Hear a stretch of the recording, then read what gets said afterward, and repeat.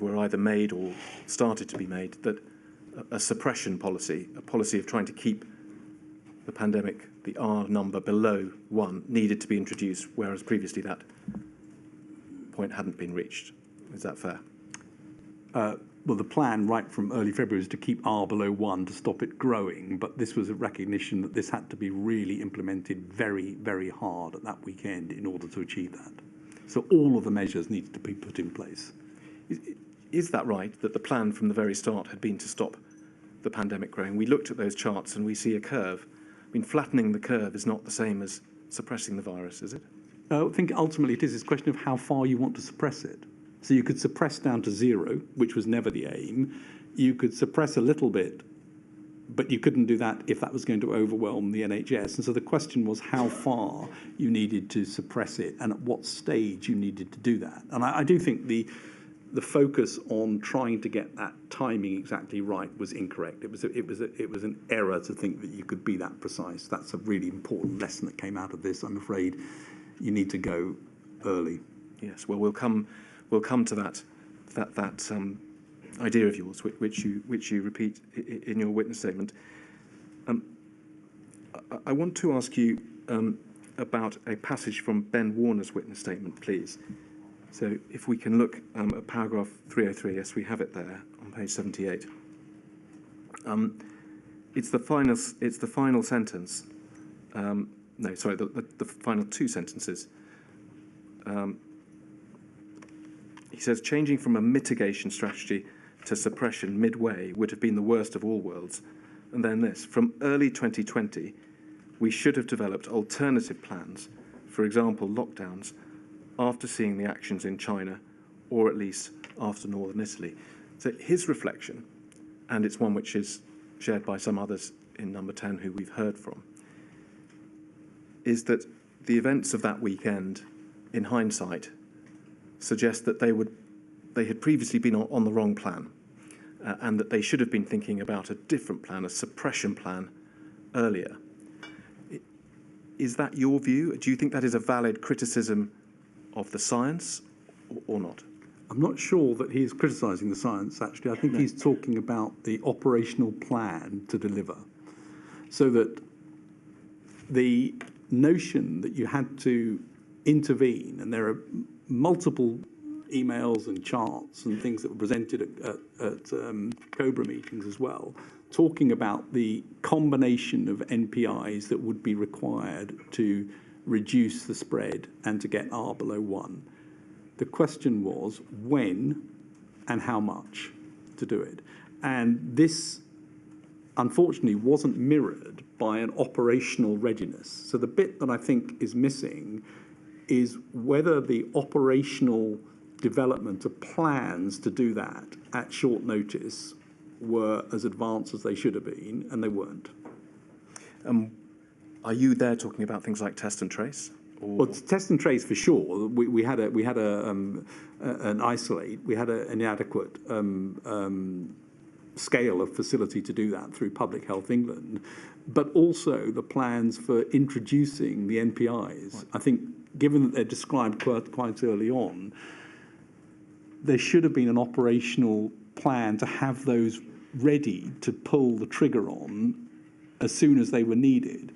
And what we see is it takes quite a long time to get those actually working and to get the process in place to do that. I think that is a sort of learnable lesson that you should start earlier. And I think I take the comment Andrew Parker, the previous head of MI5, has said very clearly that he heard the warnings that we were giving in early February and took actions in that organisation to do things. I'm not sure that that urgency of action was as consistent and as reliable as it should have been across Whitehall at that time.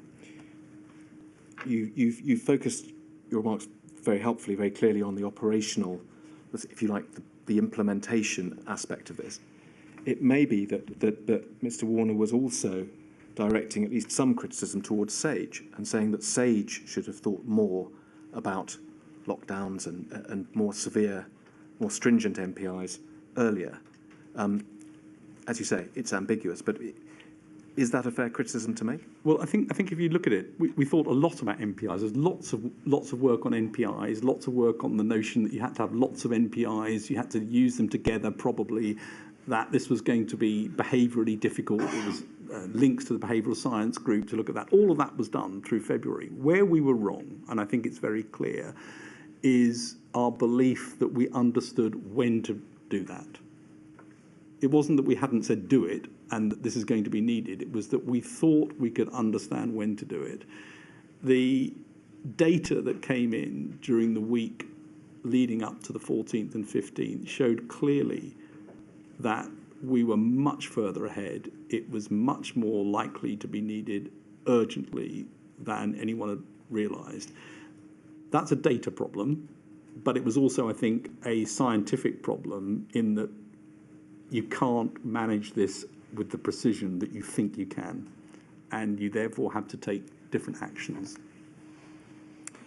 I'm going to come back to the decisions taken over that weekend briefly in a moment, but I'd like to take a step to one side before I do that and ask you some questions about your relationship with Professor Whitty at this time and the extent to which your views differed. And if we can look, please, at 214802. This is an extract from Jeremy Farrar's memoir, one of those memoirs from scientists that you referred to, Sir Patrick, giving us an insight into events. Sir Jeremy, of course, was a member of SAGE during this time, was he not? Yes, he was. And he describes, we see the second paragraph there, a friction, as he describes it, between waiting and wading in.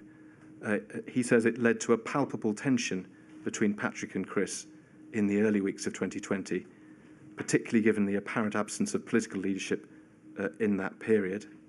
And he refers to the fact that Boris Johnson didn't attend the first COPA meetings, as we have seen. So it's what he describes as a palpable tension between waiting and wading in. And there are some references, Sir Patrick, in your notes, which would seem to support that suggestion. And if we can look, please, at 273901, this is the schedule. And I just want to show you a few references, Sir Patrick. In January,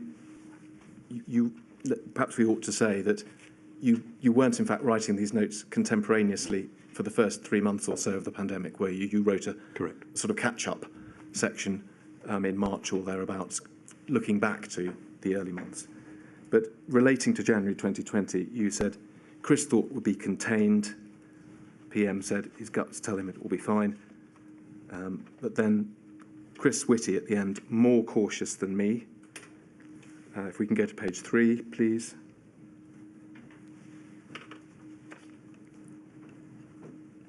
The last sentence or so, Chris Whitty worried about pulling the trigger too soon, cause harm, introduce some stuff on behavioural fatigue, if you started too early.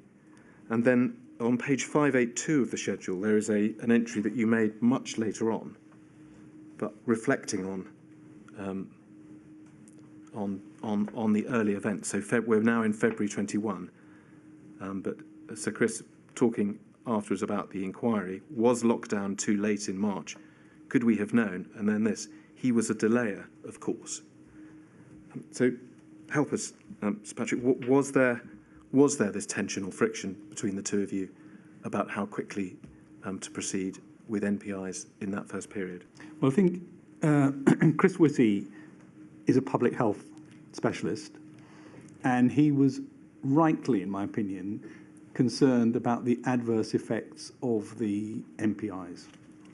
He was concerned that there would be the issue of the direct cause of death from the virus, that there would be indirect causes of death due to effects on the NHS, that there would be indirect harms due to people isolating, mental health, loneliness, issues of health that come from that procedure, and that there would be indirect long-term consequences due to the economic impacts creating poverty, which is a major driver of health.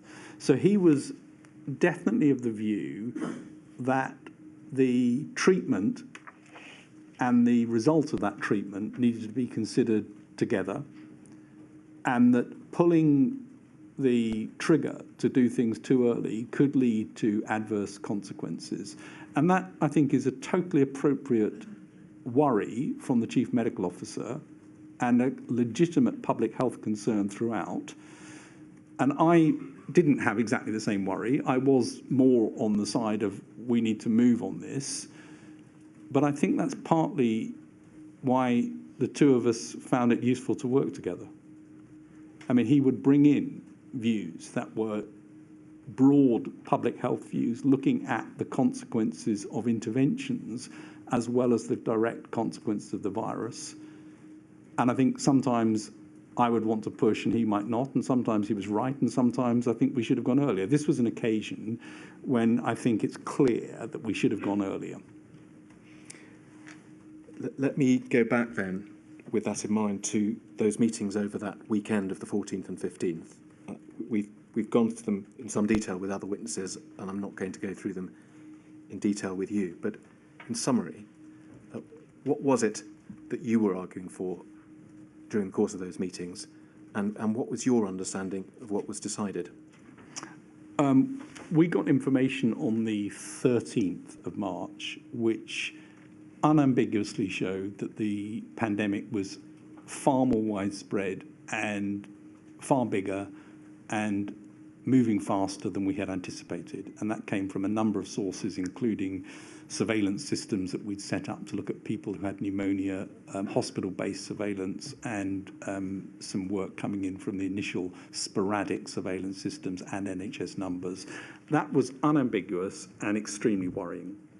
Over that weekend, it became very clear that much more stringent measures would be needed to control this, and they needed to be introduced quickly.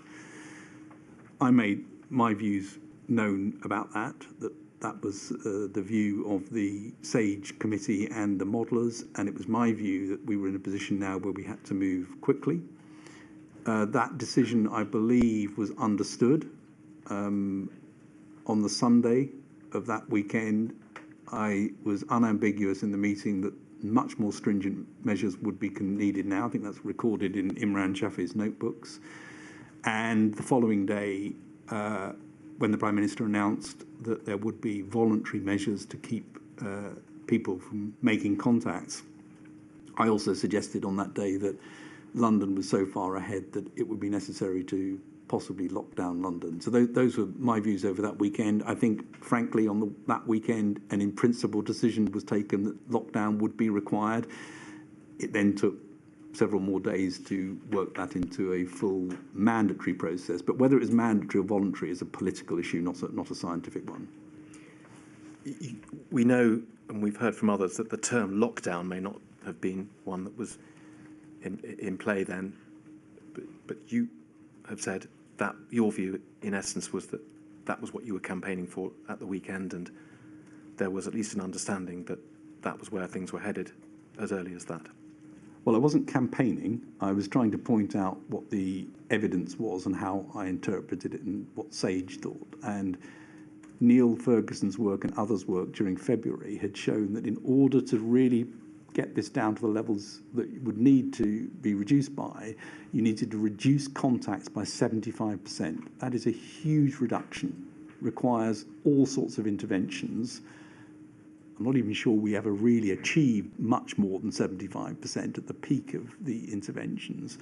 And that's what I was arguing for on that weekend, that if we wanted to now stop this from becoming devastating, we needed that degree of reduction of contacts. Now, there are various references in the documents, in your witness statement, to the reaction of some of those who were at those meetings to what you were saying. You refer in places to people being incandescent, and you also refer to yourself having been reprimanded for advancing those views. Who was it that reprimanded you? Well, I got a message back that Chris Wormold, the Permanent Secretary at DHSC, was incandescent with rage, as was the Cabinet Secretary, about the fact I'd said this during the meeting on the Sunday. I subsequently spoke to Chris Wormold and asked him why he thought that was something to be incandescent about, and he said it was the manner of raising it in the meeting rather than the substance that he was concerned about, and that I'd sort of thrown it into a ministerial meeting, whereas it should have gone through more due process. But I stand by the fact I think it was the right thing to say at the time. That was the reprimand as well, then, was it, for the manner in which you raised it? Yes, I was told that I hadn't done things the right way, and it was inappropriate for me to have raised that. And I subsequently, on the Monday, when I suggested that London was so far advanced, and it's worth remembering actually that in terms of timing of this, London was quite a long way ahead of other parts of the country. So although we had seeded the infection right the way across the country, other bits, you could argue, went into NPIs really quite early. Certainly earlier than other countries when you look at where it was. London, though, looked like it needed more. And I made that point in that meeting. It was discussed. There was a very clear rejection of that proposal. And certainly, I don't think the Chancellor looked terribly pleased at that moment. Why not? Well, quite rightly, he's concerned about the economy. And London was very much the engine of the economy. And that was a massive, massive decision to take. Well, we may come back to that, but just last question on the reprimand. There is one of the documents amongst the disclosure which suggests that Sir Chris Whitty was one of those who reprimanded you on this occasion. No, Chris was the messenger. Right. He did not reprimand me. He didn't have skin in the game. No. I want to move on, and the last set of questions on this particular issue is about the timing of the lockdown. You, as I understand it in your statement, say that you think this first lockdown was imposed a week too late. And I think you're referring there to the delay, as you would put it, from that weekend when the discussions we've just been covering were had, and the mandatory lockdown which was introduced a week later. And the word you use is implementation, so a delay in implementing the decision. First of all, is that a fair summary of your witness statement? Yes, I think that's probably the earliest at which that decision could have been made, maybe a few days earlier if we'd got the information. I remember at the time Neil Ferguson wrote that we were taking actions earlier than other European countries relative to where we were in the pandemic. But I think that weekend was, in principle, a decision that all of these measures would be needed. And I think it would have been sensible to have got on and done those as quickly as possible. But, I'm not an expert in how you implement these things, how you operationalise them, what the legal requirements are. And there were some very significant legal requirements around that. And that took another week or 10 days for that to be in place. So those are the operational implementation type matters, which, in fact, we touched on when we were discussing Mr. Warner's evidence. But what I want to press you on then is the period before that, bearing in mind what was understood about NHS overwhelm, bearing in mind the modelling and so on. Do you think that set of decisions, that understanding that was reached on that weekend, could or should have been reached earlier?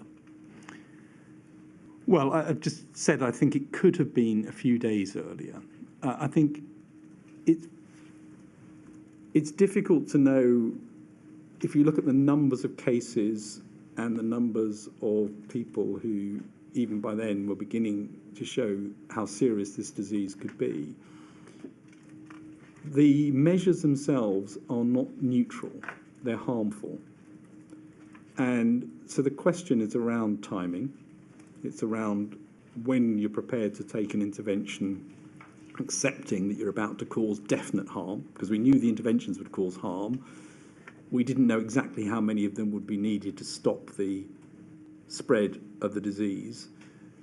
I think it's difficult, and I think other witnesses have said this, I think it's difficult to conceive that would have been much before that weekend. I mean, maybe a few days, but we would have required very different systems. And it's worth actually doing the thought experiment to move to September, when we did know what the consequences of this virus was. We did know that the measures to restrict contacts worked. And we did know that you had to move early. And the number of infections and deaths at every stage for subsequent decisions were orders of magnitude, in some cases, higher than at that period in March. So I think, in retrospect, the March decision was earlier than some of the later decisions, even with the knowledge that came with that. So I think it's difficult to conceive that decision would have been made much before that weekend, as I say, possibly a few days. We certainly will be coming on to talk about later in the year and September and the second lockdown and so on. But before we leave this, the premise of my question so far has been that there was going to be a lockdown in March or thereabouts. Just a question of when it happened and could it have been imposed earlier. Adopting the same hindsight approach, do you think that in fact that first lockdown might have been avoided altogether had things been done differently? I think that if we'd had a scaled test, trace and isolate system in place, you stand a better chance of keeping this under control. I think that in that situation, even a short type of lockdown, without defining exactly what's in that, but MPIs to try and reduce it, could have brought things down and then kept it under control with test and trace. But the reality was we didn't have tests at scale. We didn't have a test and trace and isolate system at scale. And we were unable, or PHE and the organisation seemed unable to be able to operate that. And that would have required a lot more planning over previous years than had occurred. Even with that, because we got seeded so widely across the UK, not from China, not from the countries where people thought this would come from, but from Europe, with huge importations, and we can see this in the genomics. This is half term? This is half term.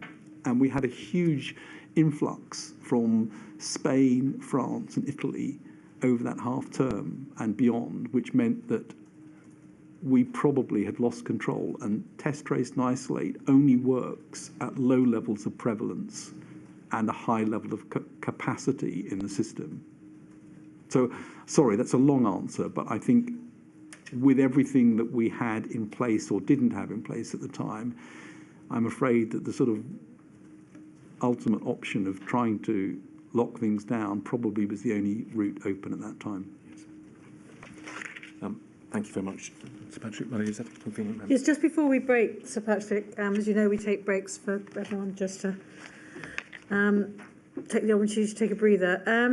When you had this so-called reprimand, you said it was the Permanent Secretary at the DHSC, Christopher Wormald, and the Cabinet Secretary.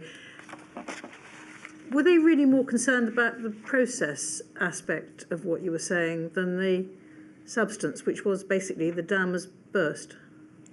That's what they said to me after. When I spoke to Chris Wormald about it and said, I hear you're very cross with me for what I said, his response was, there are ways of doing this that we need to do to make sure it's structured and ordered and it goes with a proper process rather than the fact that I'd said it as statement. And we agreed to differ a bit on that. But I won't ask you for your reaction to that. Very well. A 15-minute break. All right.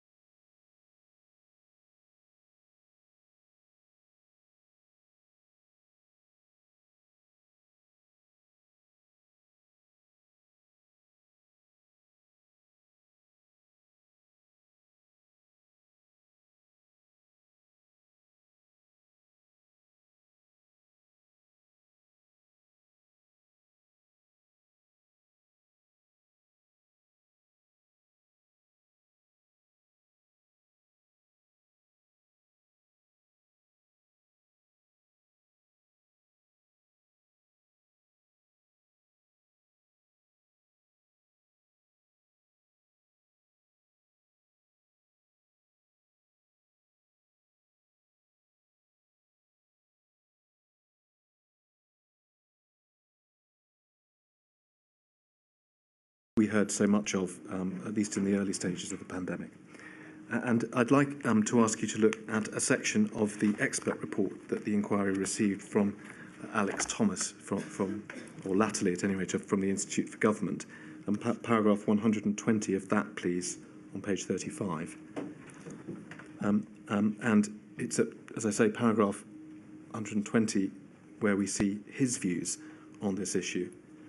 He says there was a blurring of policy decisions and expert advice, with ministers' mantra that they were, quotes, following the science, very damaging. The repeated assertion undermined the importance of ministerial judgment and the accountability of ministers for decisions. It made it harder for experts to set out their view, and the science implied that there was one single view, which was rarely the case. From the start, ministers and other government communicators should have been talking about being informed by, not led by, science. This is an issue that you touch on in your witness statement, but you don't perhaps go into it in quite as much detail as there. Do you agree with these sentiments? I do, and I didn't when it first happened. In other words, when it was first said we're following the science, my reaction was good, they're listening to us, because that's not always the case in government for the reasons I've laid out. But I think that the way in which this was both heard and possibly meant in terms of slavishly following the science, obeying it at all times, is completely wrong. I mean, you can't, and I can also totally agree, there is no such thing as the science. I mean, science, by its definition, is a moving body of knowledge that tries to overturn things by testing the whole time. So you say that when it was first used, you weren't opposed to it. Was it then something about the number of times, the repetition of it, or perhaps the circumstances in which it was used? I mean, at what point did it become a negative thing for you? Well, pretty quickly. I mean, initially I thought, good, they're listening to us and they want to hear the science. That is the right thing for them to do. But I think it became taken, both interpreted, I think, widely in the press, and again, possibly inside government as well, as a sort of direct following the science, a slavish following of it, which I agree. These are difficult ministerial decisions. They are precisely what needs to be taken by ministers to integrate the different forms of evidence and make those almost impossible judgment calls, which the science can't make and shouldn't make. Did you speak to Boris Johnson or others asking them not to use that phrase? I can't remember whether we did. They knew that this was damaging at one point, and I think they did. It did sort of get softened to we're being informed by. And I think the Prime Minister at the time actually says that at some point, that we're being informed by the science quite early on in March or April. I can't remember when. In her witness statement, Helen McNamara made the observation in this context that you would never hear a politician saying that he or she was following the economics and drawing that distinction. Do you think that one of the reasons why this phrase may have been used was because the politicians didn't feel comfortable about their understanding of the science, and so, if you like, they said they were following the scientific advice in a way that, as Ms. McNamara said, they would never say they were following economic advice? I think that is true. There's a great variability and largely an uncertainty and unfamiliarity with science in government. And my experience is that many people who haven't had a scientific training also view science as giving immutable facts. You know, they remember at school they were taught a lot of facts about science. The truth is that science is a process. It's a way of testing what you currently know, experimentally or observationally, overturning hypotheses, advancing and trying to increase your knowledge base. And it's a description of what you currently have, which can easily be overturned by new evidence. And I think that's not widely understood. I mean, understood may be the wrong word, but it's not intuitive to many people. And therefore, I think there was a bit of dependency that this was a scientific problem and people would listen slavishly to this and wanted to sort of slightly hide behind this at times. Just going down the page, let's look at paragraph 122, please. a related but slightly separate point that Mr. Thomas makes. He said that SAGE ended up filling a gap in government strategy and decision-making, which meant that government decisions were held off until the scientific advice was overwhelming, rather than using scientific inputs alongside other analysis to take decisions at the most appropriate time. Again, sentiments that you endorse? I agree that we ended up filling gaps, and there are several examples where we did step into places that we thought just needed some attention, and we tried to provide that. And there are several examples in my statement. I also think it's true that other inputs weren't as visible and weren't as obvious, and so there wasn't that overt ability to trade off between them. And I think I made this point about the economic analysis. I mean, it wasn't obvious where that was coming from, and it wasn't visible, and that led people to assume, therefore, the science was the decision-making force. So I think I don't think I disagree with anything that's written in this statement. Yes. Well, and the point about economic input is one that we will certainly come to in due course. I'd like to move to a related subject, which is about the ability or the ease with which government ministers, civil servants, decision makers understood the advice that you were providing them with. We've already touched on the point about the proportion of fast stream applicants with STEM degrees, and of course this question of non-science graduates struggling to understand scientific matters is a very old one. In your witness statement, perhaps we can go to page 207 of your witness statement, paragraph 642. You describe, if you like, your general experience of providing science advice to decision makers.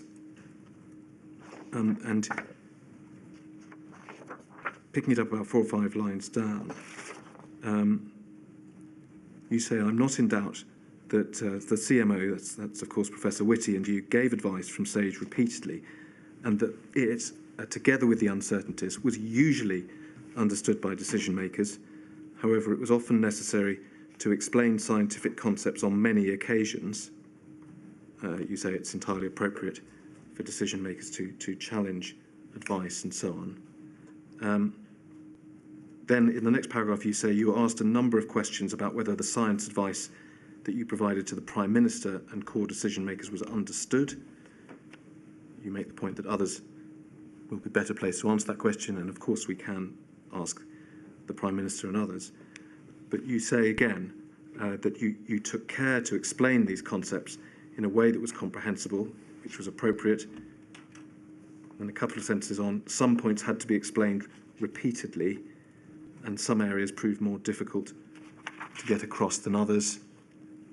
And just flicking onto the next page, you make the point that some concepts were particularly challenging, for example, absolute and relative risks in relation to comorbidities.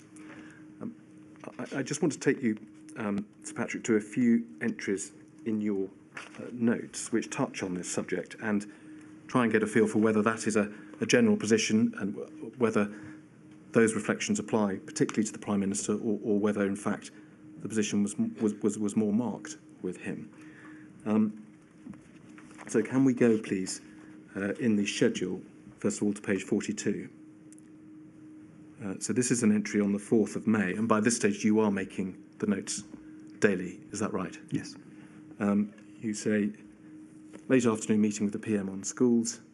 My God, this is complicated. Models will not provide the answer. PM is clearly bamboozled. Page 53, please. PM asking whether we've overdone it on the lethality of this disease. He swings between optimism and pessimism, and then this. PM still confused on different types of test.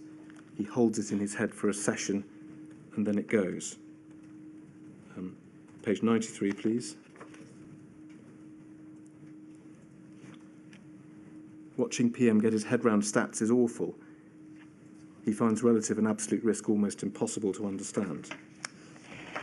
Page 124.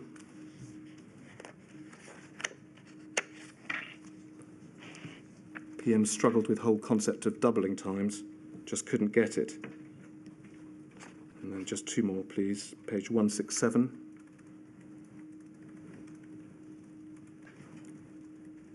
This is from later in the year, September. Claire Gardner going through the PM graph, talked PM through the graphs. It's difficult. He asked questions like, which line is the dark red one? Is he colourblind? Then, so you think positivity has gone up overnight? Oh, whoa. And, oh, God, bloody hell. But it's all the same stuff he was shown 6 hours ago. And then, finally, 389. This is now going forward to 2021.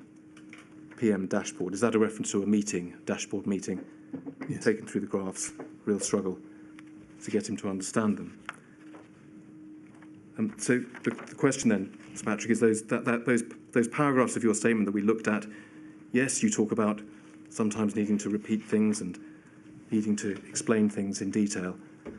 Help us and tell us if this is an example of passages that you no longer want to support. But the message that we get from these repeated entries appears to describe something, at least as far as the Prime Minister is concerned, more serious, a repeated failure to understand graphs, scientific concepts and so on, forgetting things that had been explained to him only a few hours earlier repeatedly. Was there a more serious problem with him than that which you describe in the witness statement? Well, I think I'm right in saying that the Prime Minister at the time gave up science when he was 15. And I think he'd be the first to admit it wasn't his forte, and that he did struggle with some of the concepts, and we did need to repeat them often. I would also say that a meeting that sticks in my mind was with fellow science advisors from across Europe, when one of them, and I won't say which country, declared that the leader of that country had enormous problems with exponential curves, and the entire phone call burst into laughter because it was true in every country. So I do not think that there was necessarily a unique inability to grasp some of these concepts with the Prime Minister at the time, but it was hard work sometimes to try and make sure that he had understood what a particular graph or piece of data was saying. And I'd learned from a number of meetings, including around climate, where there were certain things that would catch his eye and would work for him, and other things that wouldn't work for him. So there were ways of presenting the data that allowed him to get better access than others. Mr. Johnson, it hardly needs saying, was the man who was making decisions that had incredibly broad impacts on the whole country. And it was critical, was it not, that he did understand the advice that he was being given? Yes. We've been talking so far about the need to repeat advice sometimes, or to, as you say, use particular techniques or tags to help him understand matters. Was it ever the case that you had the impression that despite repeating things or despite explaining things in a particular way, he actually had completely misunderstood some of the advice that you'd given him? It's possible, but I think certainly when I left a meeting, I would usually be persuaded that we had got him to understand what it was we were trying to say.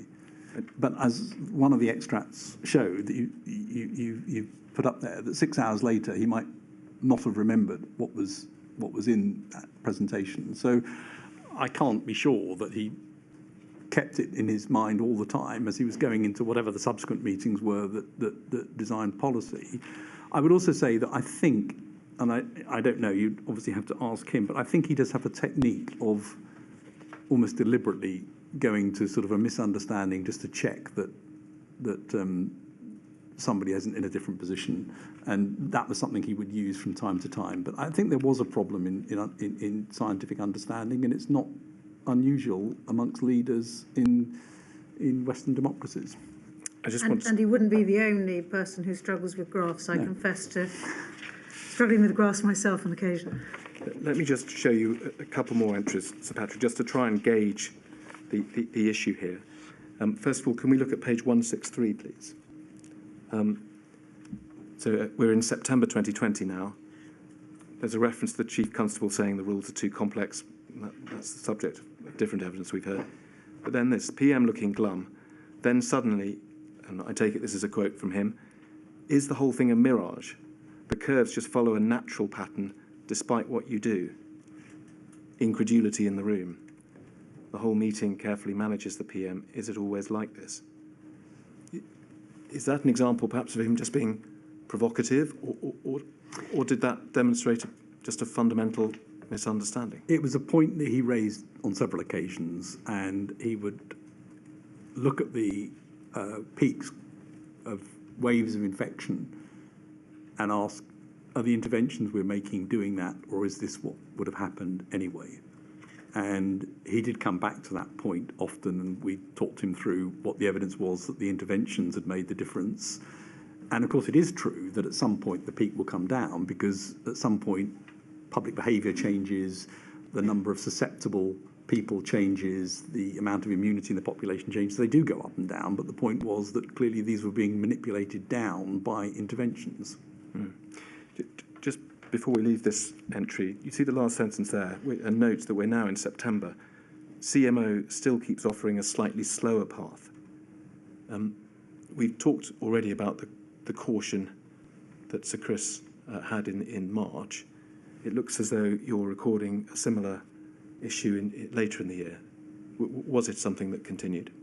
Well, I think the point in brackets is important. I think this is wrong and said it. And Chris and I discuss this sort of thing often. I still think that he, as the Chief Medical Officer with a public health accountability, was right to raise the problems associated with the measures being taken. And that appropriate caution, I think, was useful. And it was very helpful for the two of us to be able to discuss that and understand why we were in positions of either greater or slower pace on some of these things. I think it's appropriate. One more of these references, please. Page 190. So it's very much the same time, September of 2020. You record that the Prime Minister had come back from the Battle of Britain Memorial Service, distressed by seeing everyone in masks, and then this starts challenging numbers and questioning whether they really translate into deaths. Says it's not exponential, etc., etc. Looked broken, head in hands a lot. Is it because of the great libertarian nation we are that it spreads so much? Maybe we're licked as a species. We're too shit to get our act together. He doesn't seem to have been the easiest of decision makers for you to provide scientific advice to, Sir Patrick. It was difficult at times, and this is an example of where I suspect in this meeting I would not have tried to get across too many scientific concepts. Would have waited for a better opportunity to do so and to have spoken to some others. As you mentioned at the outset, you had worked with other decision makers, Mrs. May. Was this reception of scientific advice that you were providing something you were used to, or was it out of your experience? Well, Boris Johnson and Dominic Cummings were extremely keen to get scientific advice. So they had I would say, a disproportionate interest in getting science advice. But as you can see, it wasn't always easy to provide it in a way that was understood and actionable by the Prime Minister. And I don't think, I doubt that the sorts of things described in here are terribly surprising to most people. Just before we leave this, I want to add in one extra factor, which is, of course, we know the Prime Minister was unwell for some period, sort of March, April time in 2020. That the extracts I've shown you do have some in that period, but as we've seen also later. Is that a factor that we need to bear in mind with all this? I think there was a period, and I described that, when I think he was really unwell and was unable to concentrate on things. When he came back, he eased himself back into things over a few weeks, and thereafter I think there was no obvious change between him and what he was like beforehand. Yeah. Thank you. I'd like to move on to a separate subject, please, and that is, in the first instance, about SPI-B, the behavioural science subgroup of SAGE. And perhaps we can start by looking at the SAGE minutes, which record the decision to set up that group. As we can see, it was SAGE 7 on the 13th of February. If we go over to the next page, we can see that you were there. I don't know, did you in fact attend every SAGE meeting during this period? I think I missed one. Right, not this one. Not this one. And if we go on to page 4, please, we see the section of the minutes headed Behavioural Science. And this was a summary, was it not, of the discussions which led to the decision that a behavioural science subgroup would be a good idea. And then we've heard from Professor Rubin the way in which it was set up. I wanted to draw your attention to one feature of these paragraphs without reading them all out, which is that there is a repeated reference within them to messaging. Do you see that? I haven't actually counted, but most of these paragraphs refer to importance of messaging and the link with behavioural science. Is it a fair understanding then of these paragraphs that part of the purpose of setting up SPI-B was to assist with the exercise of providing the public with appropriate messaging during the pandemic? Part of the reason for having behavioural scientists there, and by the way, I think James Rubin and Brooke Rogers, who were at this meeting, absolutely exceptional, was to make sure that the principles underlying messaging were understood. So it wasn't to design the messaging, it was to make sure that principles like collective ownership of things was important, like don't drive fear as the messaging vehicle, and those sorts of things were important messages. And SPI-B produced some really important papers on that. It's because of that around this time I introduced James Rubin and Brooke to both Dominic Cummings and to Alex Aitken, who was the head of government communications, to make sure that there was a vehicle for them to feed in their principles of messaging. Yes. This is really what I wanted to explore, Sir Patrick, because on the one hand, as we've said, we see great emphasis being placed on messaging. On the other hand, we asked Professor Rubin about the fact that the forerunner to SPI-B, which had been set up during the swine flu pandemic, was called SPI-B and C, the C standing for communications. And I asked him whether the lack of a C this time round was accidental. He said no, there was a deliberate decision taken that we weren't to be involved in communications. And it's fair to say, isn't it, that there is if you like, an inconsistency there, to have on the one hand a committee which was at least one of its main purposes to be involved with developing messaging, and on the other hand to be told, but you're not having anything to do with communications. Is that a fair point? I'm not sure it is, actually, because the point that the behavioural scientists are trying to give is the principles behind messaging, not the actual construct of the communications. And I think that distinction is quite important. This is behavioural science advice into communications and messaging, beyond communications, messaging more generally.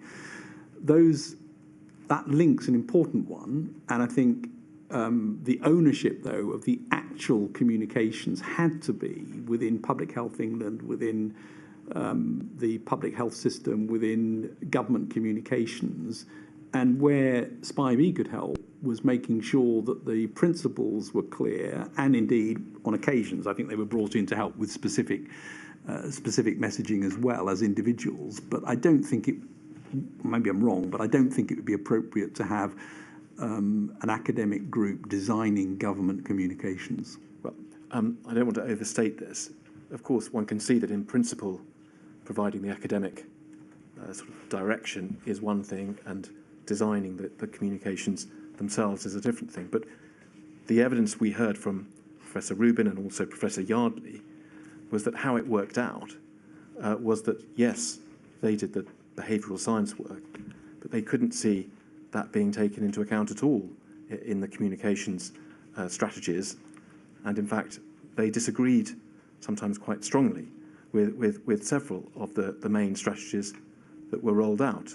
And I think when we spoke to Lee Kane, he said, well, I really paid more attention to my focus groups than what the behavioural scientists were telling me. So perhaps in principle, the division you describe is sustainable, but in practice, it didn't work, did it? Well, I think it's exactly the same as science advice and ministerial decision-making. So I think SPI-B gave very good advice on this. We introduced them to Alex Aitken, to Dominic Cummings, to others.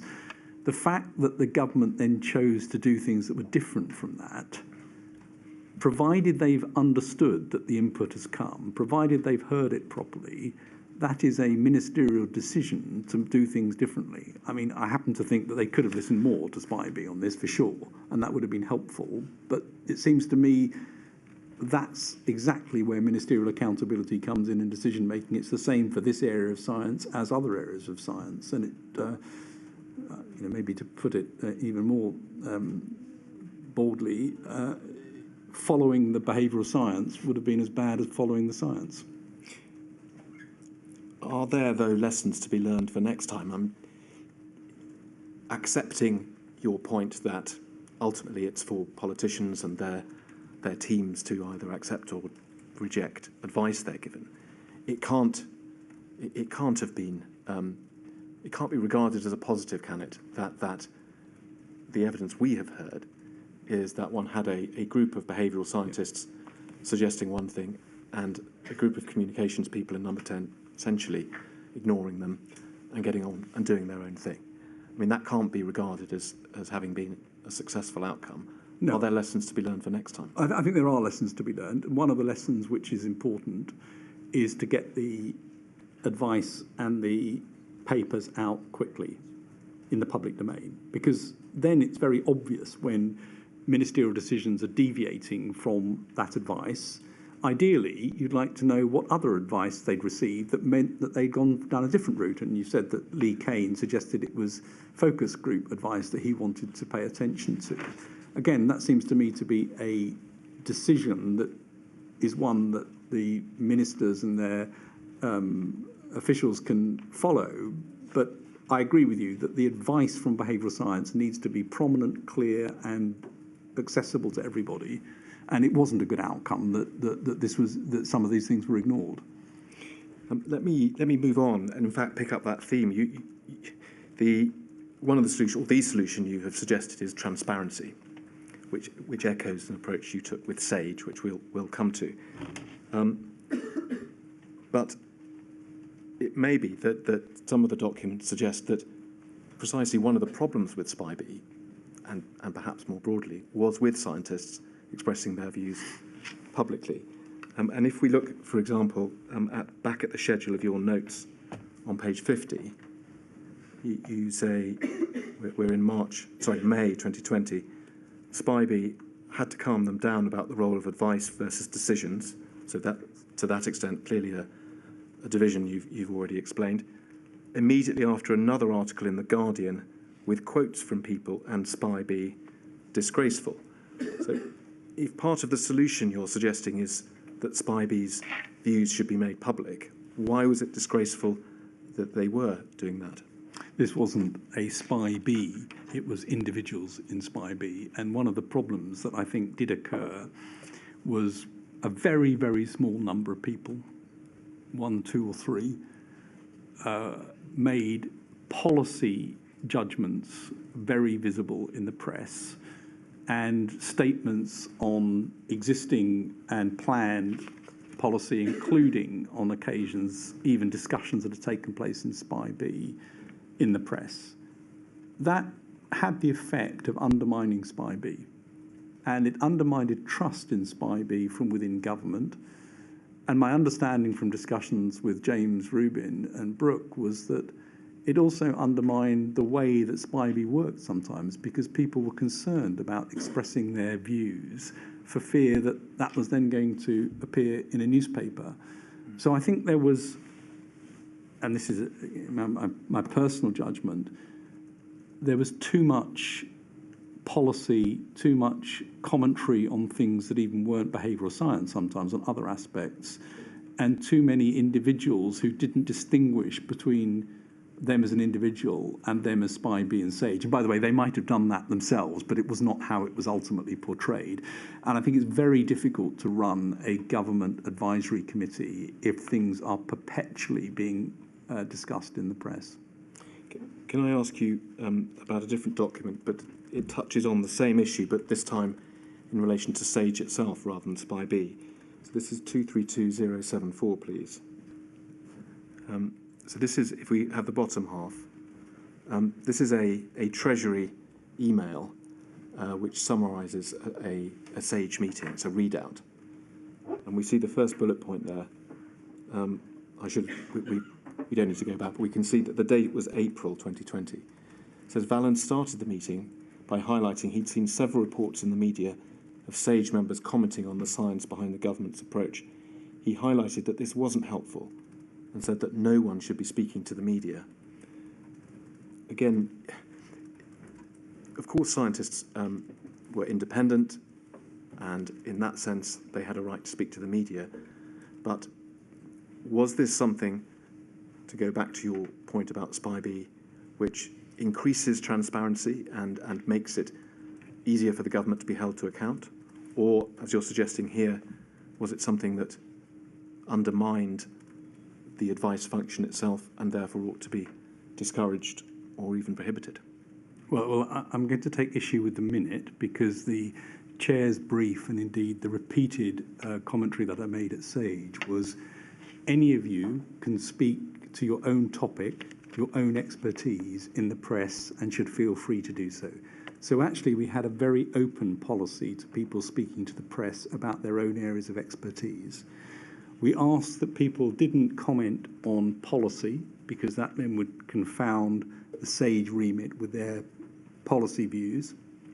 And we asked that they tried not to stray into areas that were not their area of expertise, because that inevitably would reflect back on SAGE. And we asked that they didn't report the discussions that were taking place in the meetings, because the minutes wouldn't have come out by that stage. So that's what the restriction was. It was absolutely not that people couldn't speak to the media. And if you ask Fiona Fox from the Science Media Centre, she would say there's been more scientists from government committees out speaking about their expertise and trying to help the media understand in this pandemic than we've ever seen before. So I think we actually actively encouraged, where it was appropriate, for people to go and speak about their own areas of expertise, but not policy. So I think you're telling us that that is not an accurate summary of what you would have said. There's more nuance to it than that, and that's what you've just given us. Yes.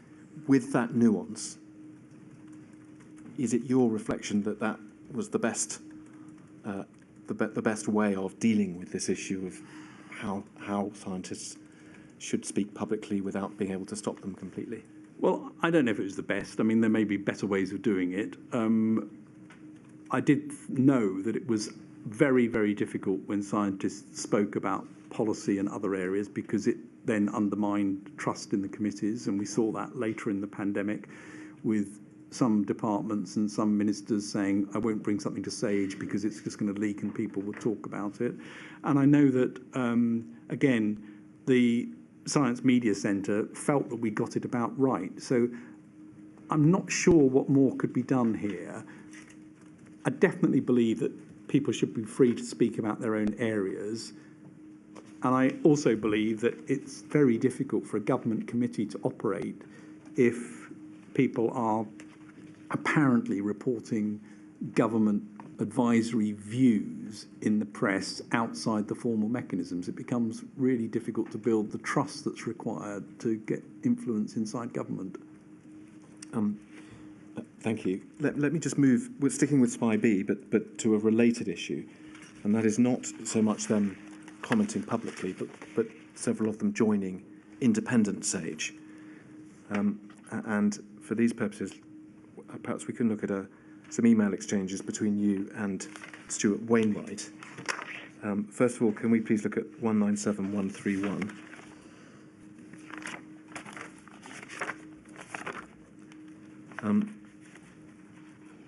And here, just excuse me a moment. Yes, so if we look towards the...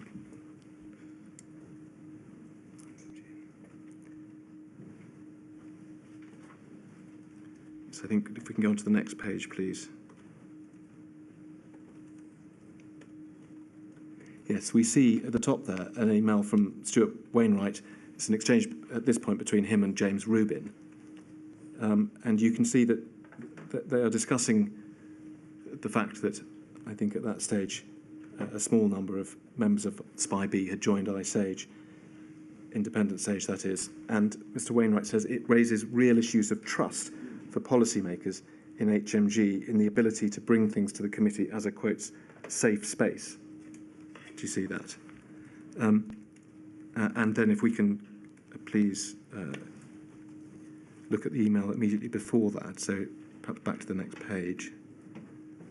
You can see Professor Rubin, rather, saying that DHSC will presumably want us to adopt nerve tag style membership arrangements, and I think that's the appropriate time for a refreshed set of terms of reference. And then just before I ask you about this, if we can look at a subsequent email, this time it did involve you, 196969. We see an email two-thirds of the way down from you to Professor Rubin. James, the effect is that government departments are now becoming very wary of putting anything to SPI-B because of a risk of leaks or misuse. We should think about how to deal with it. It's bizarre behaviour. And just for context, by this stage, rather more members of SPI-B had joined independent Sage. So a related problem, Sir Patrick, is what we see here, in effect, a chilling effect, that HMG becomes less willing to ask questions of SPI-B because, in this instance, of a concern about whether that information will simply be passed to independent Sage. Yes, I think that is what was happening. There were confidential papers that came to SPI-B and to Sage, and it was important that people who put those papers in knew that they weren't going to disappear somewhere else, and it was important that the outputs of those committees came to ministers with a chance for them to reflect upon them before it was widely articulated elsewhere. And I think I'm second to none in my belief of academic freedom, but if you join a government committee, it's slightly odd to then be on a committee that's set up to challenge the government committee. It doesn't seem quite right to me. And I think Kamlesh Kunti, when he gave his evidence, was very good on this and said that independent Sage was very often focused on policy rather than science advice, and that seemed like quite a big worry that we'd end up with a sort of policy advice organisation with direct links to some of the papers that had come confidentially to SPI-B. So I was worried about it, and there are some examples where there was a chilling effect where people didn't want to bring things to either Sage or to subcommittees as a result of either this or indeed the transparency of publishing all of our minutes and papers. Yes. And again, looking forward and thinking about how, as we stand now, some of these committees have been disbanded, some others are getting on with their work, but of course in an environment which is completely different. There isn't the blaze of publicity. We don't hear scientists debating these issues in the press all the time. But as you have said, there will be another pandemic, and we can imagine that similar circumstances might well arise. What have we learned from this experience? Are there ways of controlling what scientists do? And there was a reference to the nerve tag arrangements. Are those different And is that a blueprint for the future? I don't know exactly what the nerve tag arrangements were, but we've definitely, as part of the SAGE development programme, developed guidelines on what you should and shouldn't do in terms of speaking to the press, and it's the rules that I've just said. Speak about your own area, please do. That's helpful to inform, but don't go outside that. And about membership of other organisations, that it needs to be declared up front, and there needs to be a discussion with the chair before it's agreed whether that's appropriate or inappropriate. The difficulty here was it just happened without anyone knowing about it, and then it became public, and it became very difficult to deal with. Thank you. Let me move on, although sticking with this theme of transparency, because as you've said, I mean, you talk in your witness statement about SAGE transparency. In particular, we know that at the outset of the pandemic, SAGE minutes, indeed attendees of SAGE, was not something that was published, and this was something that you took on yourself, and after a few months that changed and minutes and lists of attendees were published, and you describe that step in a very positive way in your witness statement. Is this right? You regarded it as important both as a reputational matter, but also, and I think this is the context in which you raised it with Spy B, as a means of providing challenge and allowing people to understand whether the government had made appropriate decisions or not. Yes, I think we made the decision to publish minutes in March and then did the backlog catch up by May. I do think, and this again has been put in the SAGE development plan, I think there should be a process for publishing minutes and papers as soon as is reasonable after the meeting, with some caveats, and those caveats would be national security, one, and two, if there was a need to delay things for a little bit to give ministers a chance to be able to consider policy options in advance. But I believe both the evidence for SAGE, but more widely, I believe, the scientific evidence that underpins advice to departments should be made public, because that's what science does best. It puts things out there other scientists can challenge, and that creates the right external environment to actually be helpful, not on the policy, but on the evidence base. And I think that is a valuable thing, and we had to go through quite a lot to make that happen during the pandemic, including operationally. It's quite difficult to get these things done because you've got to get permissions from the authors, you've got to get them in the right format, you've got to get them up on the website, and that took a little while in a team that was very busy doing other things. It's the sort of thing that I describe in the so-called 100-day mission as getting the rules of the road sorted out in advance, so you're not trying to sort them out during a pandemic.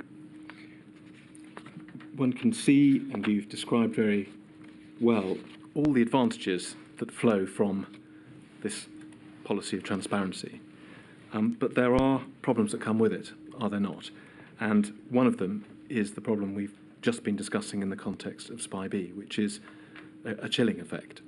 And if we look at your notes, well, I will ask you, but at least on the face of it, it seems that this policy of transparency did indeed create this type of chilling effect with SAGE itself during the pandemic. If we can go, please, to the schedule and look at, I think it's 3 references. Thank you. First of all, this one. We're in June 2020, and you write, you refer to a paper from number 10. You say someone has completely rewritten it. They've just cherry-picked, quite extraordinary. And then, for our purposes here, note apparently Simon Case, I'm afraid I can't now remember whether at that point he had, no, he wasn't, he was a permanent secretary within the Cabinet Office at that point. He hadn't become the Cabinet Secretary.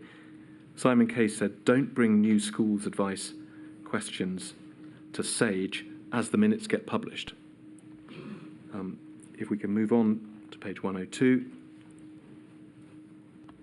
Another note, Secretary of State for Education says, don't ask SAGE as minutes get published. And then moving forward a few months, both of those references were in June. If we can move forward to page 253, please, we're in October. On a similar theme, apparently the Cabinet Office, so not Department for Education, but the Cabinet Office, now cautious about putting things to SAGE because we publish it all, that's a very bad outcome. Well, it is a bad outcome, Sir Patrick, and I just want to ask for your reflections on where the balance is. I mean, it's for all the reasons you've given, there's a lot to be said for publishing the minutes. But on the other hand, if the consequence of publishing the minutes of an advisory body is that its customers don't come to it for advice anymore, isn't that something of a at least mixed situation? If I may just, on the very first one you read out about somebody rewriting the science, that was an internal paper in Cabinet Office, and that rewrite never went anywhere. Right. So that I think is not. But this is a very important question, and there is no doubt that DFE took this view at times, and Cabinet Office, there was an alarm that might happen. I don't think in the end it stopped us doing anything on schools that we wanted to do, but it did mean we sometimes didn't get precise questions.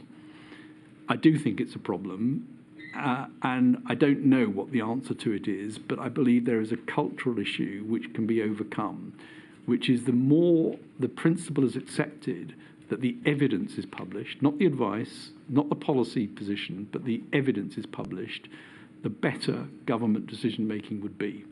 And the more that happens during normal time, as well as during emergencies like this, the more it will become a culturally accepted and reasonable thing. There is a fear sometimes that if the evidence is out there, it's going to force a minister's hand. And as I said, I do think you need to give ministers time to do things before it becomes public. But my approach has been, and I've had this discussion during peacetime in government as well as during the pandemic, is the evidence itself can neither be harmful nor beneficial. It is just what it is.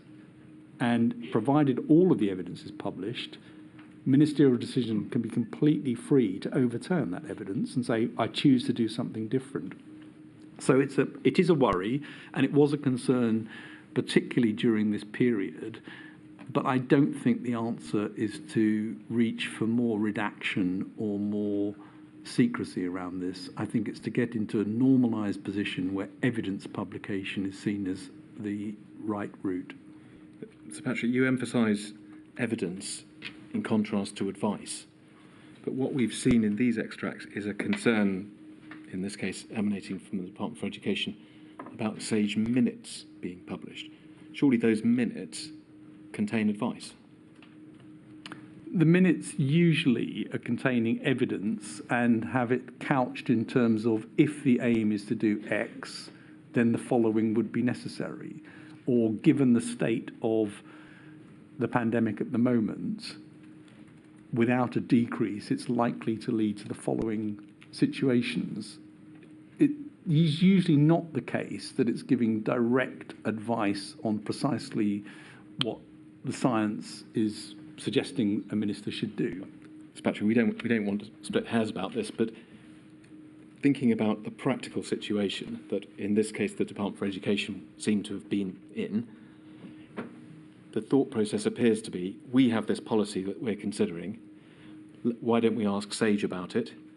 One reason not to ask them about it is that if we do, their minutes will record their discussion, and you can call it evidence if you like, but that anyone reading it will see, if this is the view they took, that they think it's a bad idea. And that will mean that if we go ahead with it, people will criticise us. I mean, that's the problem, isn't it? It is the problem. And again, I think the more you focus on evidence rather than advice, the easier it is. It is a problem. I don't know what the answer to it is. My instinct is that greater transparency is helpful all round. And my experience from the pandemic was that in the end, none of these came to be a problem. In other words, DFE did try and not bring things to SAGE. We overcame that, and they did in the end bring them, and we also did work on it. So they were bumps in the road, they weren't blocks. And I think Stuart Wainwright laid these sort of pros and cons out very nicely in his evidence. I would not wish to see less transparency of the science evidence. Let me ask you briefly, if I can, about a similar but slightly different issue. Here we're discussing the question of whether SAGE were asked at all about issues. There's another issue which emerges from the notes where SAGE were asked, but their advice was either ignored or even apparently attempts made to change their advice. Can we look at some entries in your schedule, please? First of all, page 56. So here we have your comment that we've been excluded from the PM's strategy meeting. Chris Whitty, no doubt, is sure that it's because the Economic Secretariat in the Cabinet Office want to be able to present things about reopening without us contradicting them. So perhaps that's, in fact, a little like the other ones we were looking at. Page 94, please.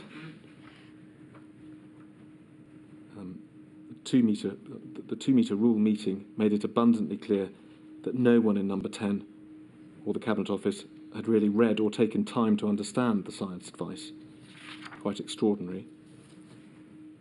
Page 98, please. Number 10 pushing hard on releasing measures. They're pushing very hard, and then this, and want the science altered. We need to hold on to our hats. There will likely be a second peak. And then lastly, page 112. In the economics meeting earlier in the day, they didn't realise CMO was there, and the Chancellor said, it's all about handling the scientists, not handling the virus. They then got flustered when he chipped in. So a collection of entries, all of them, to be clear, in terms of date, around sort of May, June, July, reopening in 2020. The common theme is that either SAGE is being ignored, or it's not being asked, or even a suggestion that the SAGE scientists should be handled in some way, or that their advice should be altered. Help us, was there a feeling, perhaps particularly at that time, that perhaps you weren't being asked for your advice in good faith? I think there were definitely periods when it was clear that the unwelcome advice we were giving was, as expected, not loved. And that meant we had to work doubly hard to make sure that the science, evidence and advice was being properly heard. Now, it doesn't surprise me that there were meetings that we were not included in. That's normal. We were, as I said, in number 10 probably for 45 minutes or an hour, and there were things going on all day and political decisions as well. So it's not surprising that we were not invited to things sometimes. And it definitely is the case that there were times when, because we were giving unpalatable evidence and advice, people would rather not hear it. And I think that probably is a normal part of politics, and our job was to make sure that we weren't in the politics. We were continuing to make that advice as heard as we could make it. Did you, and this I now ask for your view on reflection, not writing your notes late at night, but did you feel that you were in some way being manipulated or handled, or that your advice was, people were asking you to change your advice? Well, I don't think anyone, well, I know nobody actually got us to change our advice. I mean, the example of somebody maybe putting pressure on us to do it, we wouldn't do. And I think there's a WhatsApp exchange you've got where Matt Hancock asked me to change something, and I say, no, we're not going to change our advice, because that's where the evidence bit comes in, that you've got to at least see that, even if you disagree with it, you don't want to do it.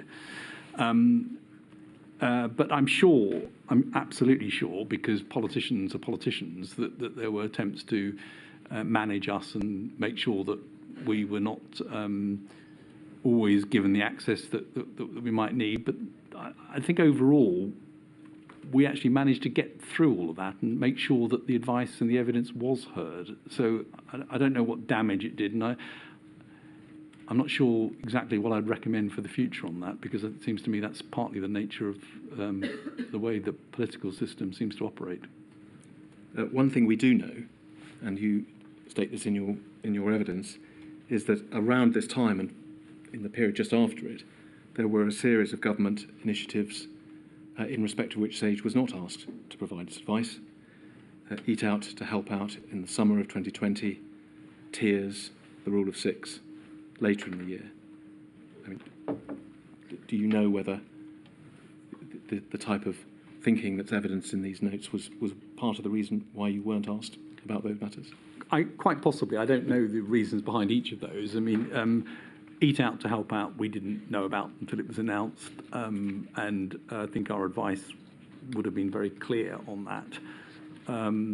I think the tiers, we were involved in some of the discussions as they started to say what they wanted to do to try and advise on what would be sensible in different tiers if they were going to go down this route. But I don't think we were involved at the inception of that. And in some ways, nor should we be. These are policy choices, but we should at least see what the policy choice is and have a chance to comment on that. And it's one of the things that I say to chief scientific advisors in every department. You've got to make sure you're at the table for the policy discussion rather than waiting for somebody to come to you and say, I have a bit of science question that I've got for you.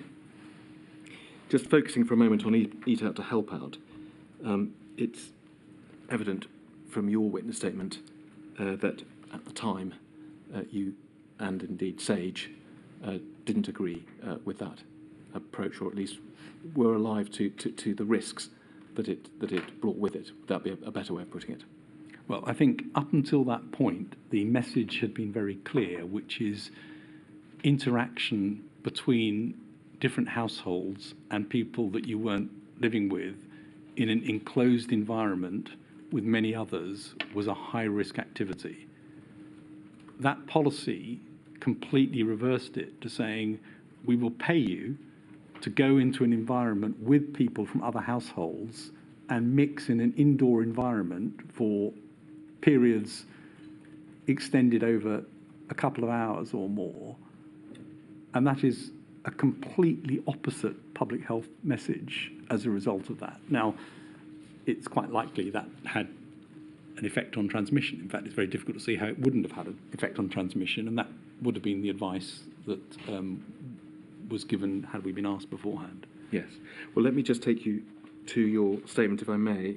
It's paragraph 648, page 209. It's the last sentence or so. You say, as I've discussed, Sage, this is the point you've just made, was not asked to provide advice ahead of the Eat Out to Help Out scheme being introduced. And then you say this, but I think it would have been obvious to all involved that our advice would have been that this was likely to increase transmission of the virus. If we can hold that in mind, can we look at a paragraph of Mr. Sunak's witness statement, please? Thank you. And it's paragraph 317. And Mr. Sunak says, throughout the period at which Eat Out to Help Out was in operation and immediately prior to its implementation, I don't recall any concerns about the scheme being expressed during ministerial discussions, including those attended by the CMO and, no doubt, he means the GCSA. That's you. There's a certain inconsistency between your statement where you say that you think that it would have been apparent to everyone that you opposed it, and Mr. Sunak's statement where he says that you never objected to it. Well, we didn't see it before it was announced, and I think others in the Cabinet Office have also said they didn't see it before it was formulated as a policy, so we weren't involved in the run-up to it. And around that time, lots of measures were being released, and you'll see repeated references in various minutes and notes and emails, and indeed, I'm sure in my private notes, to our concern that people were piling on more and more things and that this would come to drive R above 1. And I think that was discussed at Cabinet as well, that was the concern we had. So I think it would have been very obvious to anyone that this was likely to cause inevitably would cause an increase in transmission risk. And I think that would have been known by ministers. And Mr. Sunak? If he was in the meetings, I can't recall which meetings he was in, but I'd be very surprised if any minister didn't understand that these openings carried risk. Yes, thank you, Mr. Patrick. I'm about to move on to another topic. Certainly, Mr. Vallance. 2 o'clock, please.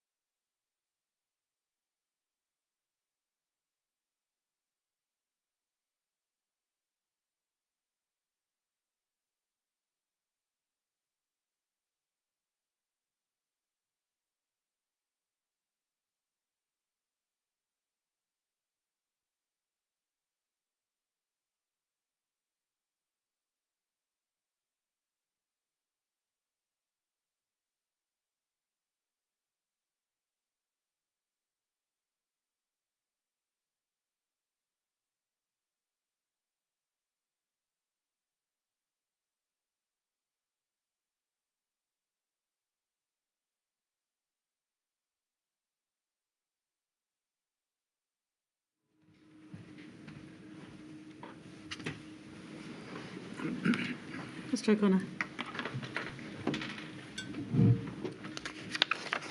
O'Connor. So, Patrick, one of the matters we touched on this morning was the question of the advice other than sage advice, covering areas such as economics and societal issues, and how that fed into policymakers, both privately and publicly. And I want to ask you some questions about that topic. And I'd like to start by looking at another passage from Ben Warner's witness statement, something we asked him about a week or so ago when he gave evidence. And if we can look at paragraph 309 of his statement, please. He said this: "I felt that the biggest absence throughout the pandemic was the lack of economic modelling in decision making. HMT, that's the Treasury responsible for economic modelling, has a strong set of policy officials, but when it came to my interactions for all aspects of my work in government, I found that HMT was severely limited when it came to specialists in science, advanced analytics, technology or data." So Mr. Warner's view was that this was an important gap in the larger picture. That may be very much the same point that you were making in one of your notes. And if we can look, please, at the schedule, page 522. This is late. This is on October 2021 entry, where you say, "Economic predictions, HMT saying economy nearly back to normal and Plan B would cost 18 billion. No evidence, no transparency, pure dogma and wrong throughout." Now, Sir Patrick, that may be one of those comments which is towards the frustrated late at night end of the spectrum. But am I right that essentially you're making the same point there as Mr. Warner was about the problems with economic advice feeding into decision making? Well, so I agree. That's probably the late night frustration comment. But I did think that there was a lack of transparency on the economic side, and it was difficult to know exactly what modelling had been done and what input there'd been to various assertions and comments made. And that made it very difficult. And of course, it wasn't publicly available either. And that created, I think, an imbalance where the science advice was there for everybody to see. The economic advice wasn't, and it wasn't obvious what it was based upon. And it therefore unduly weighted the science advice in the public mind, I think, and created a real problem in terms of how decisions could be made. I did try to suggest that an economic advice group similar to SAGE was set up, and indeed had one meeting where we brought people together, but it wasn't pursued. No. Well, I'm going to come to that in a moment, and we'll look at some documents. But before we do that, I think what you're describing is, if you like, two different problems, albeit perhaps come from the same root. One is, which we can all see, there was an imbalance in terms of the public perception because, on the one hand, SAGE minutes were being published, and certainly there was no similar exercise with anything to do with economic advice or modelling. So, as you say, an imbalance there, and that led to the sort of public perception that you've described. But there's a second issue which I want to press you on, which is, well, was it just an imbalance publicly, or was there in fact a lack of or deficiency in the advice, the economic and other advice that decision makers were receiving? Well, I can't comment on what they were receiving because I don't know what they were receiving. That was part of the problem. There was definitely, in my opinion, a lack of seeing that the basis for decisions and assertions made at meetings. So in a meeting where the question of rising numbers of infections was being discussed, there was very little that I saw that said that the economists had understood that rising infections alone were enough to cause problems for the economy, and a lot of emphasis on why interventions were negative for the economy, and quite difficult for me to see what the workings were behind that and why that was the case. So I didn't see evidence of a very strong analytical basis, but then it may have been there. I just never saw it. When you talk about here, for example, no evidence, pure dogma, that does at least seem to suggest that you thought it wasn't there, rather than you I just did think it seeing wasn't there. Right. And that, as you say, perhaps is why one of the reasons why you suggested an economic sage. Well, yes, and I wasn't even necessarily suggesting an economic sage. I just thought an external economic body would be helpful. And certainly that was the representation I was getting from various rather eminent academic economists who felt that that would be helpful. Yeah. Well, then let's look, if we may, at an email which is 235261, please. It's dated the 5th of June 2020. It's in fact an internal Treasury email from Claire Lombardelli to her colleagues at the Treasury, but it describes a meeting at which you were present, Sir Patrick, and I think in fact this may have been a meeting that you were convened or were instrumental in organising. We've asked Mr. Warner about this email as well. You refer in your witness statement to having convened a meeting. Do you think this was it? I wasn't sure reading this whether it was that meeting, but Right. It was probably in or around this time. In any event, we see Ms. Lombardelli recording what had taken place at that meeting. We see it was at number 10 and chaired by Mr. Warner, but I think we know, this is right, isn't it, that you were there?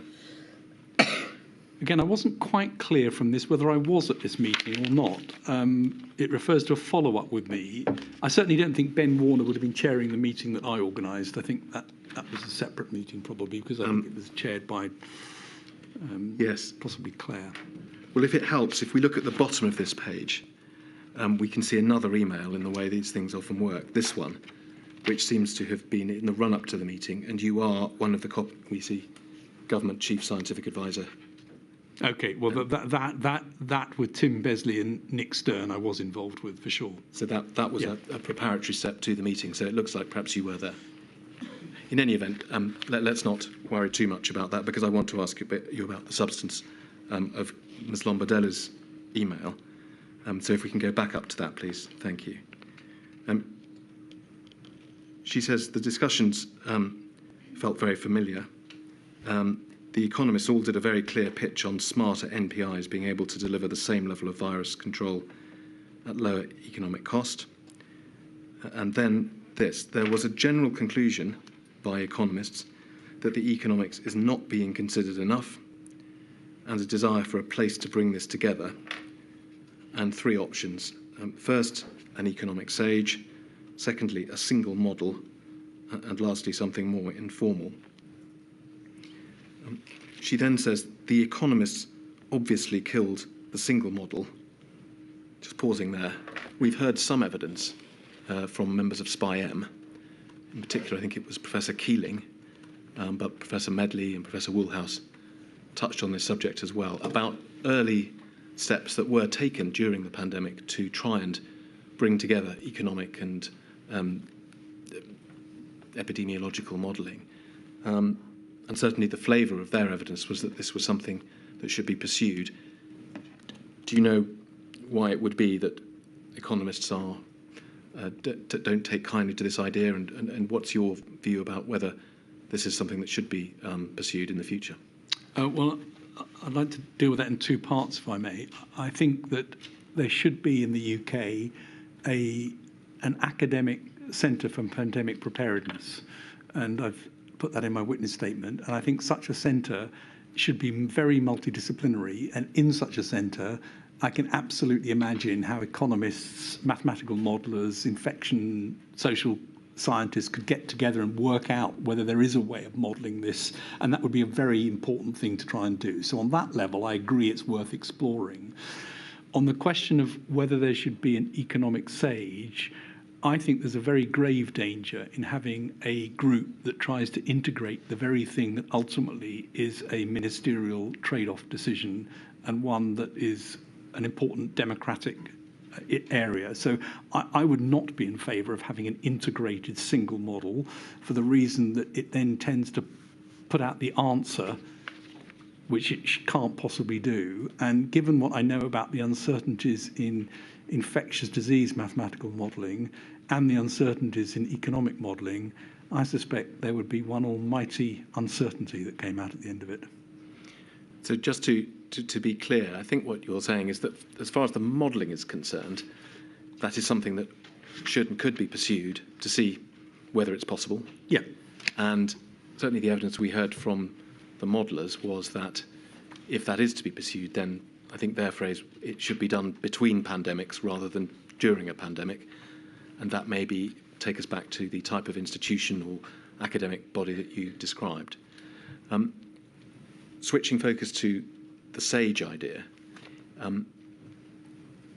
think what you've said is that you are against the idea of, as it were, adding an economic strand to the existing SAGE. Is that Yes. your? What about separately having a separate body similar to the existing SAGE, which is more focused or entirely focused on economics, which may have been the suggestion here? Which I think that sounds sensible, and it's one thing that I would support. But, and I want to be an important caveat here, I'm not in Treasury. I don't really understand all the sources of advice they've got, and it may well be they've got similar advisory mechanisms going on. If so, I didn't see them. So on the face of it, I would be in favour of an economics SAGE type activity. You are in favour now, and I think it was the case, you said in your statement, you were in favour Yes. 2 years ago or so, 3 years ago, when this was discussed at the time. The message in the email is that this is an option that was going to be taken forward. We can see there it says it was agreed that Ben Warner would follow up with individuals, including you. What did happen to this idea back in 2020? Were steps taken to try and establish an economic SAGE? If I remember correctly, I think Simon Case pulled together a meeting at my suggestion, which may have been following this one, with economists to try and see whether that would work. But there was no take-up afterwards. So I think there was a single meeting and no follow-up. And I don't know what happened to this within Treasury. Claire Lombardelli would probably be the best person to answer that. In your witness statement, you say that your understanding was that the Treasury did not wish to pursue this idea. Well, that seemed to be the case. I can take you to it if you like. I don't know if you've looked at it, but an IFG report that was published recently puts the position slightly more strongly in that and said they understood that the Treasury vetoed this proposal. Is that something that you can speak to? Or? I don't think I was aware that there was a veto. I mean, I was aware that nobody really wanted to do it, but I don't know whether it got as far as a sort of concrete written proposal and somebody said no. I suppose one of the possible criticisms of this approach, which would involve setting up a new body, sitting alongside the existing SAGE, is that one might then say, well, if we've got an economic SAGE and an epidemiological SAGE, why don't we have a sociological SAGE? And one creates a sort of too many advisory bodies. Is that something which you think would have any force? I think, a lot of social science was included on SAGE and would be included on the economics SAGE as well. And I certainly asked the British Academy to do a piece of work in, I think, June 2020, looking at the COVID decade, trying to understand all of the ramifications. So there are other ways to get that. So I think you're right, it is a risk that you end up with a sort of plethora of these things. But I think that one, and a science one, does seem like a sensible approach, provided Treasury want it and will make it work. Otherwise, it will be not effective. Yeah. Before we leave this subject, you mentioned the Academic Centre for Pandemic Preparedness a moment ago, and it's something you've referred to more than once in your witness statements. Is there anything else you want to say about that in terms of how you imagine it, what it would cover, what it would address, how it might be set up? Well, there are several universities that are developing work for pandemic preparedness, and I think a single centre with a sort of hub and spoke model would work extremely well in the UK, and it could look at all the things that you would like to have looked at during normal times to make the input much more effective during a pandemic, and that could include everything from evaluating the effects of NPIs, which ones work, which ones didn't, how well do they work, what would you do differently, smart NPIs, different approaches to viral detection, surveillance systems, ways to understand pathogenesis of viruses. I mean, it should be a very broad activity in my view, which should draw on existing groups rather than necessarily bring everyone into something which is only working on that, because you then have a huge amount of expertise brought into an area that's focusing on how one thinks about pandemics. And Oxford and Liverpool and others have suggested doing this, and I'm a strong supporter of the idea that this would be a useful thing. Would it involve government funding? Well, I think it should, and I think it should also involve UKHSA, because UKHSA is the body with the statutory responsibility for this area. And one of the things that I observed during this pandemic was that Public Health England didn't have the strong connections and science base that was needed. It had some very strong ones, but it wasn't as robust as it should have been during that time, through no fault of their own. But there was inadequate funding and inadequate links to various academic groups. Good. Let me move on to another subject, Patrick, although it's related, which is a sort of structural SAGE question of how the advice which is generated within SAGE and the subcommittees is communicated to ministers. And there are perhaps two linked issues. One is, by what means is that advice communicated? And the other is sort of to whom or to what body should it be communicated? And it may be that we need to bear in mind the distinction between, if you like, the typical short-term emergencies for which the COBRA system was designed, on the one hand, and the type of pandemic that we're addressing on the other. Because in that first category of case, I think we can see that the existing system worked well. You have SAGE. It discusses issues that it's asked to discuss. It can produce a minute, and then the chair of SAGE, you or another, can convey that information in a fairly straightforward way to a COBRA meeting. And both of those issues, therefore, that I mentioned are addressed. The difficulties, perhaps, come from the pressure that was put on that system by the much larger scale and the much longer duration of this pandemic. Before I go on, do you agree that those are the issues? Yes. And so starting with the question of the means by which the advice is communicated, several witnesses who've given evidence to the inquiry have commented on the great pressure that was put on you and Professor Whitty as it were, the conduit for advice from SAGE to decision makers. All of them, I hasten to add, endorsed your hard work and ability to undertake that task, but they said, they have said, that both because of the enormous amount of work that was being done by SAGE and all of the subcommittees that were sort of corralled underneath it, and the duration, that in fact it was really an enormous task, perhaps too big a task, to expect the two of you to be that very narrow point of connection in terms of explaining and passing on that advice orally to decision makers. What are your comments on that, and should we be thinking of a different model for the future?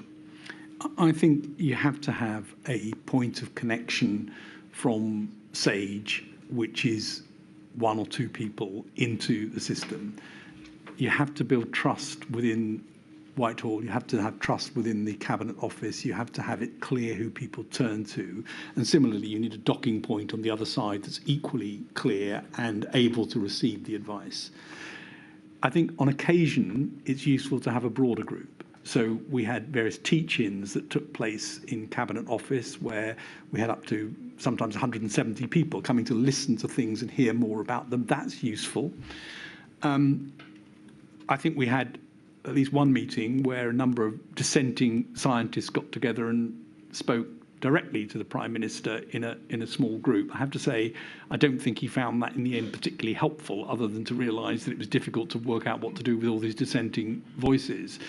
So I think it's not practical or realistic to assume that you can have groups of scientists just pitching up to talk to the Prime Minister or to the Cabinet Secretary without some structure around it.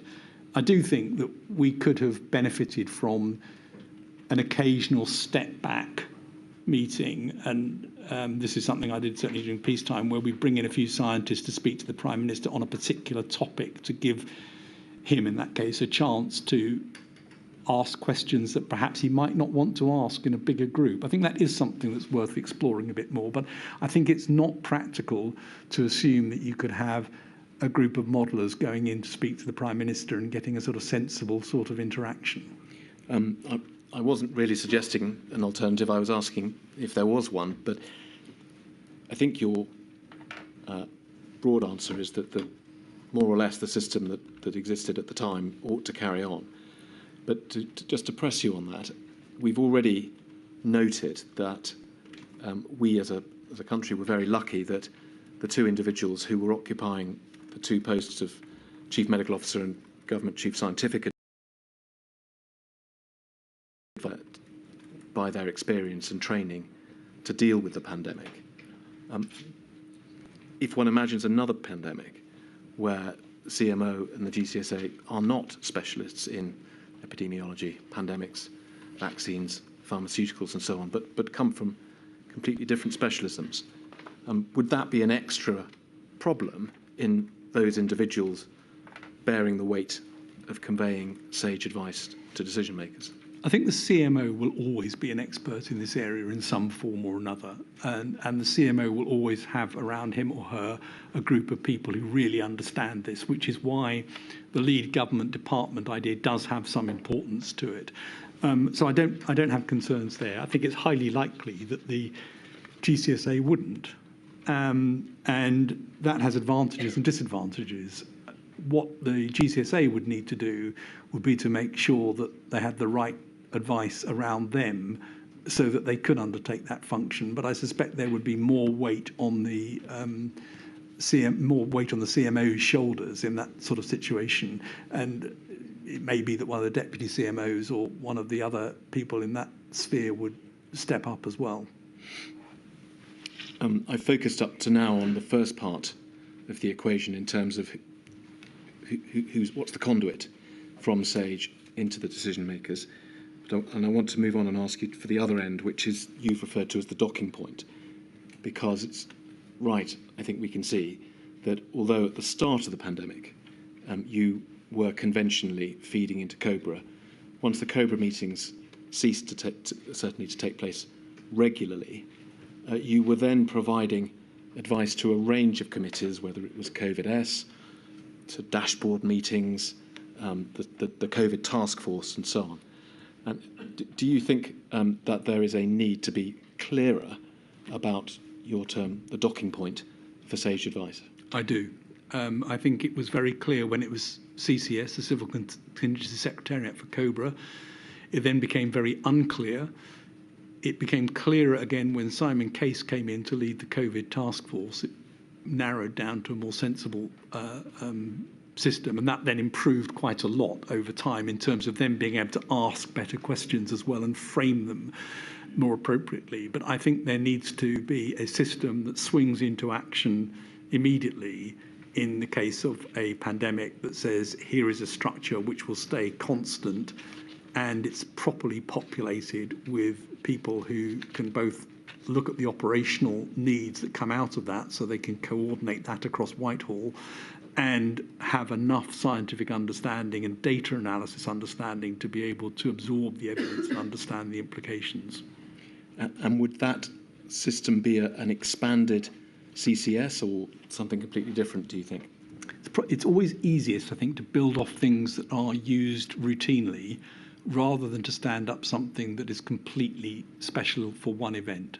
And so I think building it from some expanded CCS, which is then exercised regularly in other forms, but knowing that you're going to have to increase the scale of this and the duration of this very dramatically at the time of an event would probably work. In the SAGE system, we've in the Sage Development Plan come up with the idea of reservists who could be brought in, who'd always be sort of aware of what was going on, and they could quickly be brought in to expand capabilities. And it may be something like that would work as well inside the Cabinet Office. Thank you. Let me ask you briefly just about one other, a rather discrete point, which is about press conferences. Can we look, please, at paragraph 743 of your witness statement, page 235.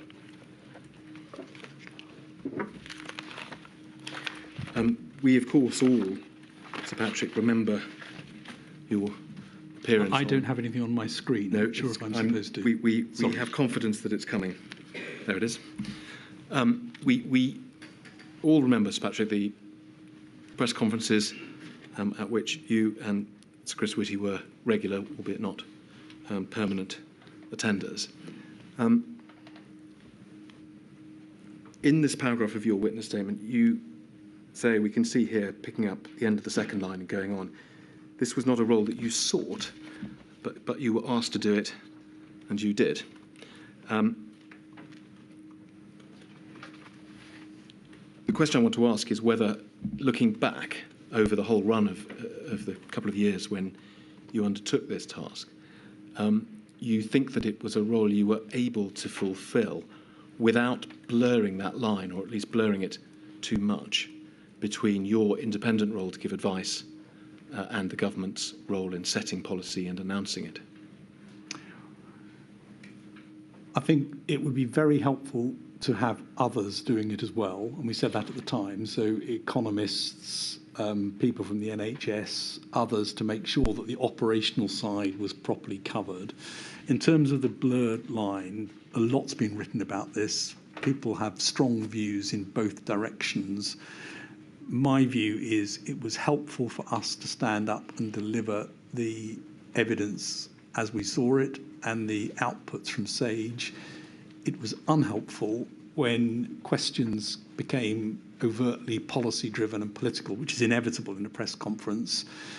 And that worked best when whichever minister we were with or the Prime Minister took those questions himself. But I think it did cause some people to say, well, it lends a sort of credibility to a policy that you might not agree with. All I can say is, yes, I think that is a risk, but there were occasions when we overtly, at the podium, disagreed on the evidence that was underlying, or at least explained the evidence that underlay a decision. So, for example, in the move of the 2 metre rule to a lower figure, I was clear on the podium, 2 metres is safer than 1 metre, full stop. Doesn't mean that it's not unreasonable. It's unreasonable to make a policy decision to move, but the evidence base was clear. So I'm sorry, that's a rather long answer to your question, because I don't know whether ultimately it's the right or the wrong thing for us to have been there. I think it's something worth looking at.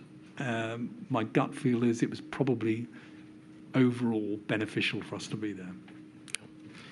And one could, of course, imagine a recommendation that that simply shouldn't happen, and that the risk of independent advisors such as yourself becoming too associated with government policy was such that it was better for you not to take part in those sessions at all. But that would come at a cost. Yes, I think exactly. There's risk on both sides, and I think marginally I'm in favour of saying yes, that was beneficial, but I don't have an evidence base to back that, and there are clear risks associated with it that need to be recognised. And if somebody had said to me, don't worry, you don't need to come any more press conferences, I wouldn't have lost any sleep over it. Well, I may come to ask you one or two more questions about press conferences before we're done, Sir Patrick. But one of the risks too, presumably, is the risk of abuse about which Sir Christopher Whitty spoke during Module 1, the abuse that some of you and your colleagues suffer because you've been associated with the policy decisions. Yes. I think that's a risk that's going to occur anyway, and it was very real during this pandemic for a lot of us, and something that needs careful thinking about in the future. And for certainly some members of Sage had that as well, even though they were somewhat distant from the direct association with politicians. Sir Patrick, I want to move on and ask you some questions about events in the latter part of 2020, and to start with questions about the segmentation policy or suggestion. And as an introduction to that, really just to take you back to the line which you mentioned earlier, and which is repeated several times in your witness statement, about the learning you took from that whole experience about, well, I'm not going to say it because there are some quite careful words you use in your witness statement. I'd like to show you them. It's page 71, paragraph 225, please.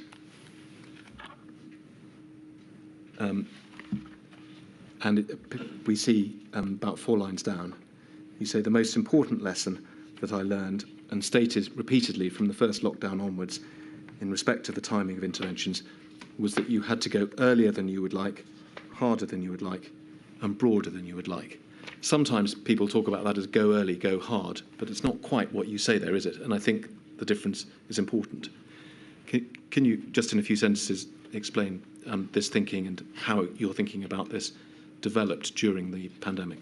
Well, as I mentioned, in the first wave, I think we didn't go early enough, and and there was a trickle in of measures when I think we should have gone with more measures simultaneously. And at various other times when geographical areas were put into certain measures, the temptation was always to make it as limited as possible, and then that failed because the surrounding areas immediately got very overwhelmed. So my rider that it's than you would like to is very clear, and that is because the observation I made was that everyone's instincts is not to do any of these things. It's to delay just a bit too much. It's to argue that the measures shouldn't be quite as strict at the moment, or to argue, and we saw this very clearly during October, and I think it was October, where every MP argued that their area shouldn't be in a higher tier, they should be in a lower tier. So everyone's arguing to do things just a little bit less than they should do. The result of that, particularly, and this is important, particularly when there's a high prevalence, and it's worth remembering there was a high prevalence for a lot of that period, means that you tip over into an R above 1 and then you grow. And so I think this is an important thing, and it's partly my psychology, which is than you like to, and partly just the reality that these things need to be taken into account. Yeah. Now, I said that we were starting a discussion about segmentation, which was a suggestion championed by, amongst others, Professor Woolhouse. And you will know that he has another sort of approach which is similar, perhaps, to what you've described, and I want to explore how different it is. His approach is the earlier you impose an NPI, the less restrictive it needs to be, and therefore he is very much in favour of imposing moderate NPIs as early as possible. Now, at first blush, that's not the same as go sooner than you like, harder than you like. How much difference is there between those two ideas? Well, it entirely depends on what he means by moderate, and it's obviously very circumstance dependent. My experience is that if you said, I'm going to go very early, but I'm going to go with quite mild interventions, the chances are the interventions that were ultimately selected would be even milder than the ones that you thought, and you'd be playing catch up. And I think that's exactly what happened at several stages. People, well-meaning, trying not to put too many restrictions on, would go a little bit lighter than they should have done, and you play catch-up. And I'm sorry if this is sort of a very obvious point, but I think it's worth just thinking about. There's a lot of focus on the R value, but actually it's the prevalence that matters as well. So if to take an extreme, the prevalence in the UK was only 10 people had COVID, you could keep R at 1 and feel perfectly happy, and if it went up to 1.2, you'd be able to see it and deal with it. When you're dealing with 50,000 people or 100,000 people with COVID, and you're keeping that level R about 1, the moment you break the 1, so you're now growing, you're growing in huge numbers. So this is even more important in a situation where the prevalence is high and you don't want to allow escape from what is a controllable situation to one that then becomes uncontrollable. And does this point about prevalence help us understand the floating of the segmentation idea and how and perhaps one of the reasons it wasn't pursued? Because would it have been a proposal that would have been much easier to follow at a time of low prevalence, whereas in fact, as we know, it was proposed and discussed over the summer and into the autumn of 2020, which was, of course, a time of rising prevalence? So segmentation, the idea of sort of having one part of the population heavily shielded in some ways, was inherent right from the beginning. Yes, it works much better at low prevalence, just as test, trace and isolate works much better at low prevalence. I think, though, it's worth remembering that we never found a form of shielding, and Mark Woolhouse may argue, well, it never went far enough, and he may be right, but we never found a form of shielding that meant that the prevalence didn't increase in that population at the same time that it increased in the general population. So the risk of running at very high prevalence and shielding is that the moment that prevalence goes up in the general population, it's probably going to go up in your shielded population. You've now put them at risk as well. The other problem with that is that you've then got a lot of people in the general population with COVID. They also will suffer. There will be a problem with subsequent long COVID, and there's a problem with increased viral mutation rates. So lots of things argue against keeping a high prevalence. Keep it low prevalence, then all sorts of things can work much better. I'm going to come back to the question of long COVID in particular in a moment.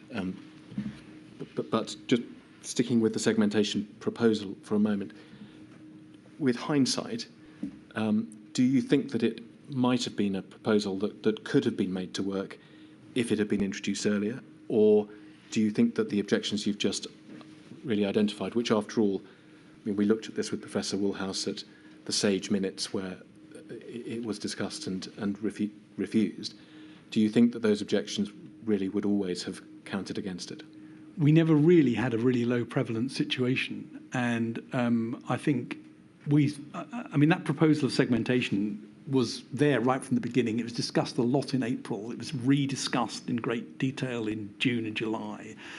And at that point, I think Professor Woolhouse was also suggesting a sort of super shielding idea, which is a very interesting idea, which is that not only the vulnerable person, but all of their carers and family all get shielded in a group.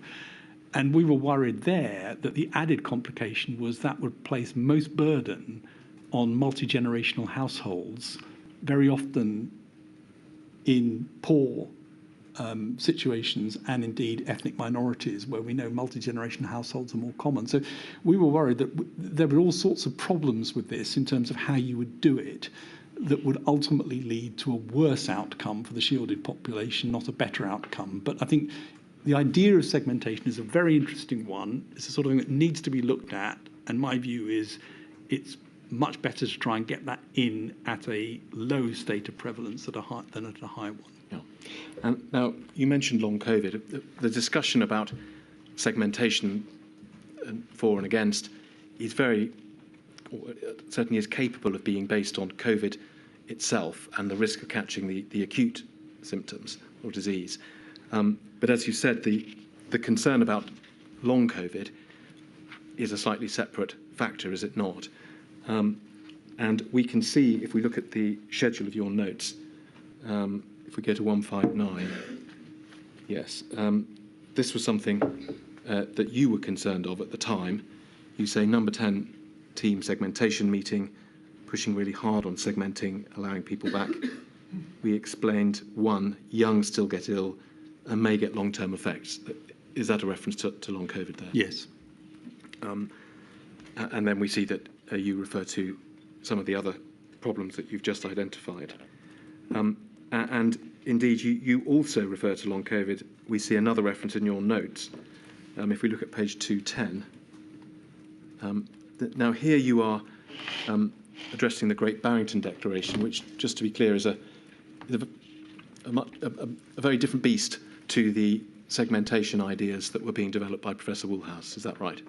Well, they are related. I mean, there was part of what was being suggested was segmentation and then allowing the levels to rise in other groups. The Barrington Declaration was at one end of that, which is a complete let it sweep through everybody else.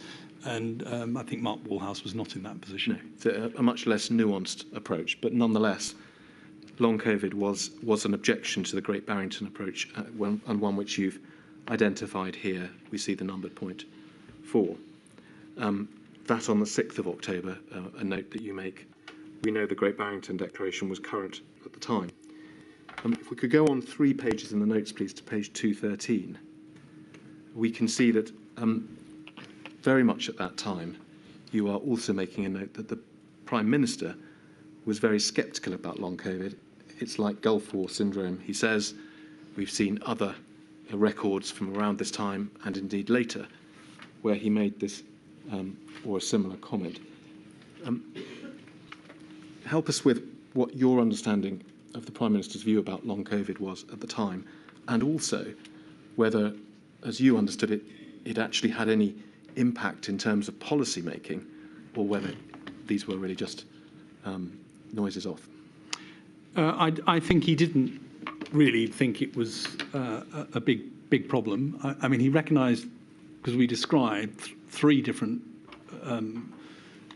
long-term consequences. There was the post-intensive care syndrome that some people get. That's a well-recognised problem. There was organ damage that some people got from COVID. That's a very well-recognised, clear problem. And there was long COVID, which is much more ill-defined. And I think he was, as it says here, he was sceptical about that. And I don't think was keen to take that into account for policy making. Do you think that there were decisions that he made or didn't make which turned on his approach to long COVID? I don't think so, in the sense that I think he didn't really think about it. There wasn't any active decision based around this. He didn't really want to consider that, I think. And you'd have to ask him. But there was definitely, during this period, the COVID pandemic was running at high levels all the way from August through to the end of that year. And so the recommendation was keep the prevalence low. That was not happening, and the consequence of that is more people with long COVID. And I don't think that was something that policymakers were keen to factor in. Right. One more reference, please, in this same document, page 166. That's a few weeks earlier.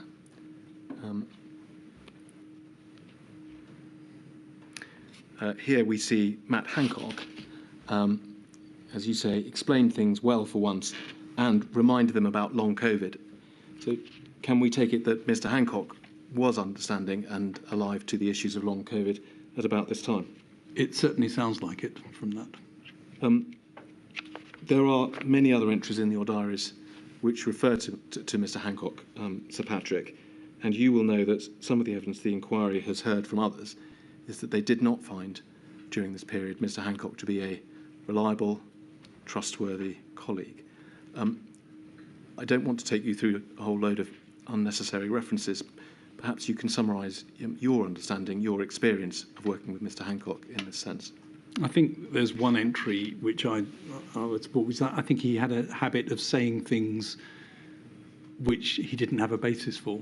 And he would say them too enthusiastically, too early, without the evidence to back them up, and then have to backtrack from them days later. I don't know to what extent that was sort of over-enthusiasm versus deliberate, but I think a lot of it was over-enthusiasm, but he definitely said things which surprised me because I knew that the evidence base wasn't there. Said things that weren't true. Yeah. Returning just briefly to long COVID, Sir Patrick, and looking a little further ahead, as we know, and I'll come to ask you in a moment, later on in 2020, there was the second lockdown, and then the third lockdown in early January 2021. And moving forward still, a process of unlocking and removing restrictions as one went into the spring, early summer of 2021. One of the risks that was going to be faced by the population at that stage, in particular perhaps the younger population, was a risk of long COVID. Do you think that that risk was flagged sufficiently, taken into account sufficiently by policymakers in that later period? Well, it was definitely flagged. It was a real issue. And I think by that stage in the unlocking, so we're talking about the unlocking in 2021,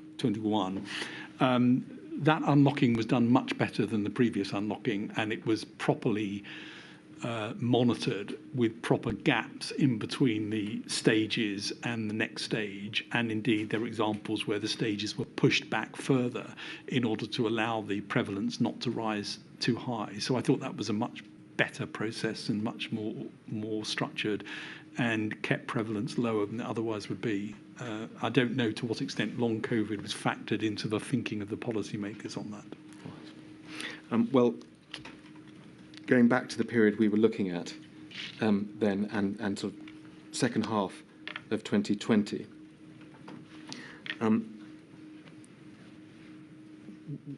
we know, we've seen references in the diary notes and so on that we've looked at. You've explained prevalence was increasing over the summer and into the autumn. The mechanisms that were put in place to react, tiers, rule of six and so on. You make clear in your statement that from sort of late September, the view that Sage was expressing was that there ought to be some sort of circuit breaker, at least to try and create a pause and to reduce the prevalence. Is that a fair summary of the sort of general position towards the end of the year? And then what I want to do now is look at a series of entries in your notes to try and understand the sequence of events running up to the second lockdown. And so if we can start, please, by looking in this schedule that we have up at the moment, at page 245. This is Sunday, the 25th of October.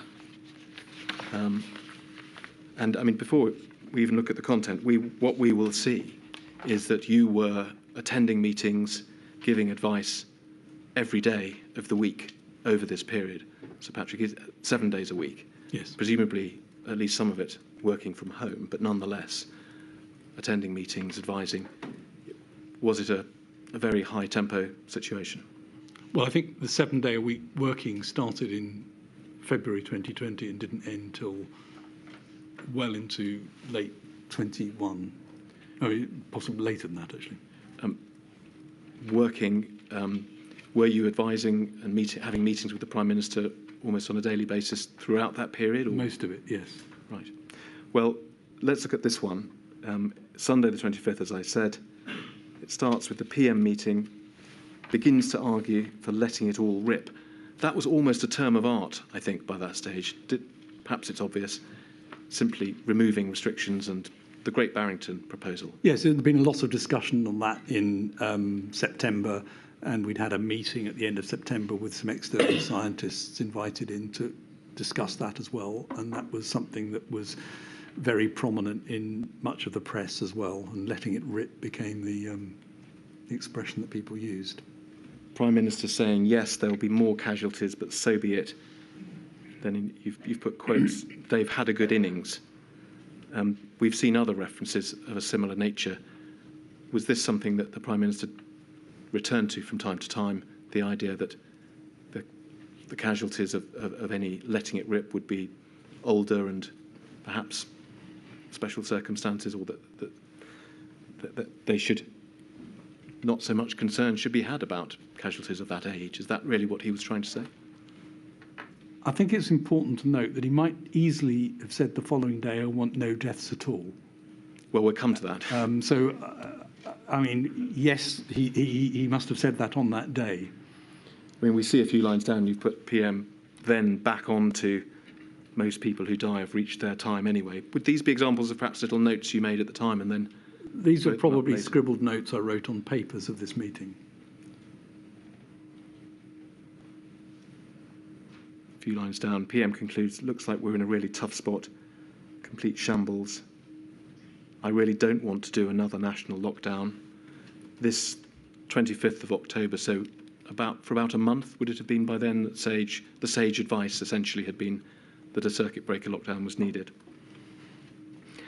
And then DC, I'm looking at the last 9 now, DC, Dominic Cummings says, Rishi thinks just let people die and that's okay. And then this feels like a complete lack of leadership. Is that your comment at the end there? Yes, I think so. I mean, perhaps it's obvious. Again, tell us, is this one of your late night furious thinking, or is it something you would stand by now? Well, it must have felt like a complete lack of leadership on that day, and reading it feels like quite a shambolic day. And to put things in context, that's Mr. Cummings saying that was the thought that let's let people die. It's not necessarily, you didn't hear that from the Rishi Sunak himself. That is what Dominic Cummings said. Reported, yeah. Yes. Let's just move on in the sequence, please. And to do this, let's go into the transcript so we can see a sort of full record of your notes rather than just extracts for this next few days. And because, as you say, there were changes. So if we can look at the 280061, page 240, please. Yes, thank you. So we see a date which is just disappearing off the top, the 26th. So this is the next day, the Monday. And as you say, Sir Patrick, it appears the Prime Minister, you've recorded, in fact, he's in a different mood. Terrible, terrible, terrible numbers. Says we need to do local lockdowns fast, foot to the throttle, accelerate. He's so inconsistent. So previous day, letting it rip. This day, something very different by the look of it. Yes. And then, if we can go on to the next page, please. There's a similar observation. On Sunday, all the Prime Minister wanted was a sense of mutually incompatible outcomes, said Simon Case privately. That's to you, I take it. I think that must have been in a call with me. Owns something for a day and then changes. That's his comment. A couple of lines further down, we're now into the next day, the Tuesday. You record the number of deaths. This takes us perhaps to a comment you made this morning, which is to compare what was happening in October with what was happening in the run-up to the first lockdown, when, of course, there were far fewer deaths at that stage than there were by then. I think on the 16th of March, there was something like 51 deaths.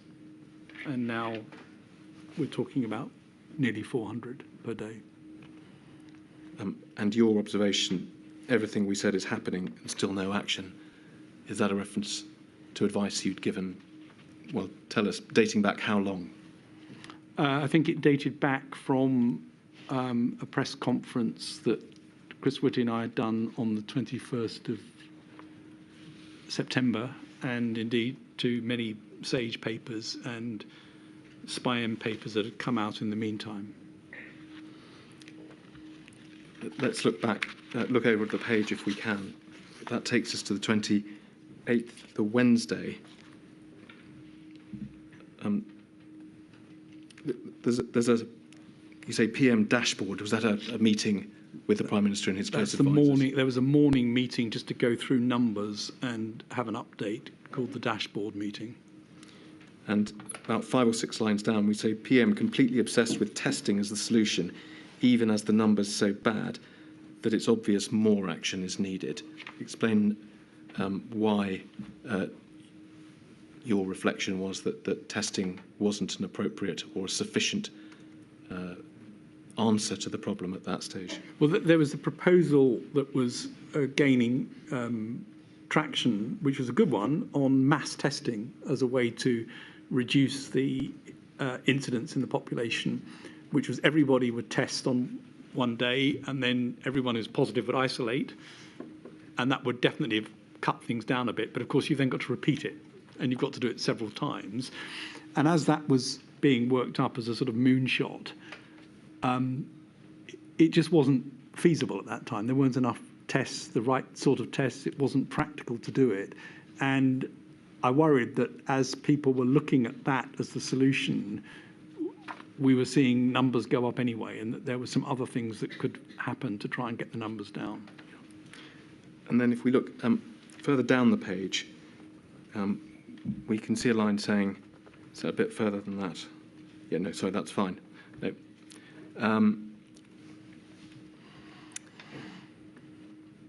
3 lines up. The Prime Minister, resistant to national lockdown, wants to continue with regional. But then both above that and below it, there are observations by you that it's not enough to deal with the areas in the higher tiers. You need to deal with what you describe here as lower prevalence areas as well. You mentioned earlier the issue with lower prevalence areas having their incidence rising. Is that what you're referring to here? Yes, because test, trace and isolate has a limited capacity, and it's actually rather effective when you have low prevalence. So you can keep a lid on low prevalence with that. Once it gets swamped, it becomes totally irrelevant because it's been swamped and the prevalence will increase. I was worried at this time that for all sorts of reasons, test, trace and isolate was being surged into high prevalence areas where it wasn't going to make any difference, and it would have been more effective to have used it widely in low prevalence areas to keep them low and dealt with the high prevalence areas with other means. There's a passage in your witness statement where you say that Sage urged the government to look beyond current prevalence as the trigger point for moving between tiers. So is this really making the same point, that one should try and keep the lower prevalence areas low rather than just allowing them to move up? Yes, because unfortunately the tier system was such that, and as I said already, many people were arguing that their own area should be in the lowest tier possible. Well, that was the surest way to end up in a high tier. Yeah. Let's move over the page, please. We're still on the Wednesday, and about 3 lines down we see you've made a note. France and Germany have acted. France, I think, took our circuit break idea and applied it. We sent them the papers. Is that a recollection that you have now, or obviously something you thought at the time? Well, I'd organised meetings between science advisors from about 8 European countries. We met every couple of weeks, sometimes every week, very informal meetings where we just shared information and advice. And we often shared papers, and they'd asked us about the circuit breaker idea, and we'd sent them the papers. I have no idea whether it is what triggered them to take action or not. Just above the redaction, towards the bottom of the page, we see here an extract we looked at earlier. Apparently, the Cabinet Office now cautious about putting things to Sage because we publish it all. That's a very bad outcome. It's notable that this happened at this time of increased tension. I think you said earlier that you weren't convinced that, in fact, anything ever came of that concern. Did you, in fact, think that at this time there were things that you might have been asked about but weren't because of this caution? I suspect, and I'm sorry I can't remember, that I would have had a direct conversation with Simon Case and said, that's not okay. Right.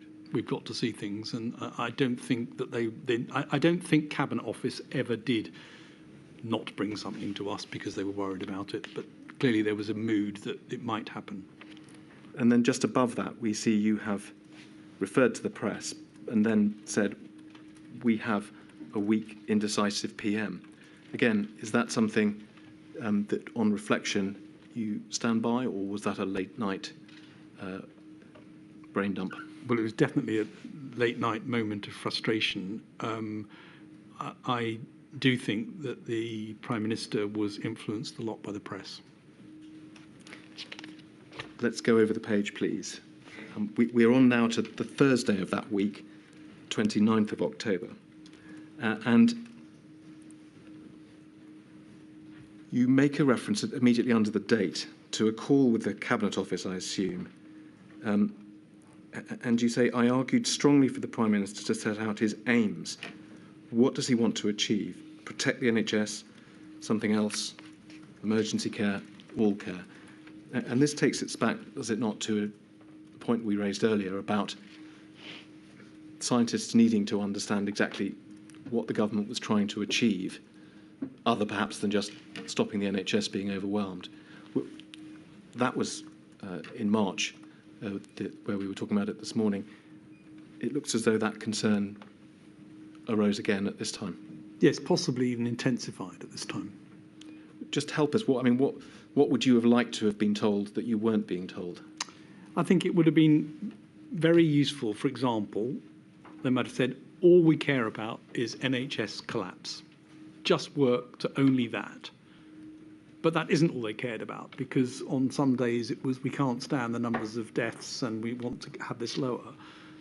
So then that begs the question, so what's the target? If that's not the target, is it that you want to have all routine care in the NHS running properly and cope with COVID? Or is it something else, which is we'd like to manage the NHS as effectively as we can, but with the economy being in a stronger position with more things open? I mean, there are several different permutations that one could think of that would have been helpful to then be able to ensure that we tailor the advice accordingly. I think in your witness statement you describe a feedback session or with some of the scientists who worked on SAGE and its subcommittees, and this feeling that they didn't have a clear understanding of government policy was one of, if not the sort of top issue that you heard. And in fact, it's something that we've heard in evidence ourselves. So is that a learning point for next time? It is a learning point to lay that out as clearly as possible. I do want to just offer one slightly pragmatic observation, though, which is I've worked in global multinational companies and many other things, and everyone always says, I don't think the strategy is clear enough wherever you are. So I think we shouldn't dream that setting out the policy clearly is going to be something that satisfies this need, but I don't think it was clear enough at that point. Yeah. We can go on 2 pages because the next one is a blank, but it takes us then into the Friday of that week. And in fact, yeah, so page 246, that's it. And we can see towards the bottom of that page, again, the same point. We have pushed all week that the key is for the PM to define his aims. You've underlined it, but he still hasn't done that. And a similar point raised, clearly a matter of continuing concerns. Is that fair? And then at the bottom of the page, we know that there was a lengthy meeting on that Friday, or possibly more than one meeting. We see PM meeting at the bottom there. Do you see that?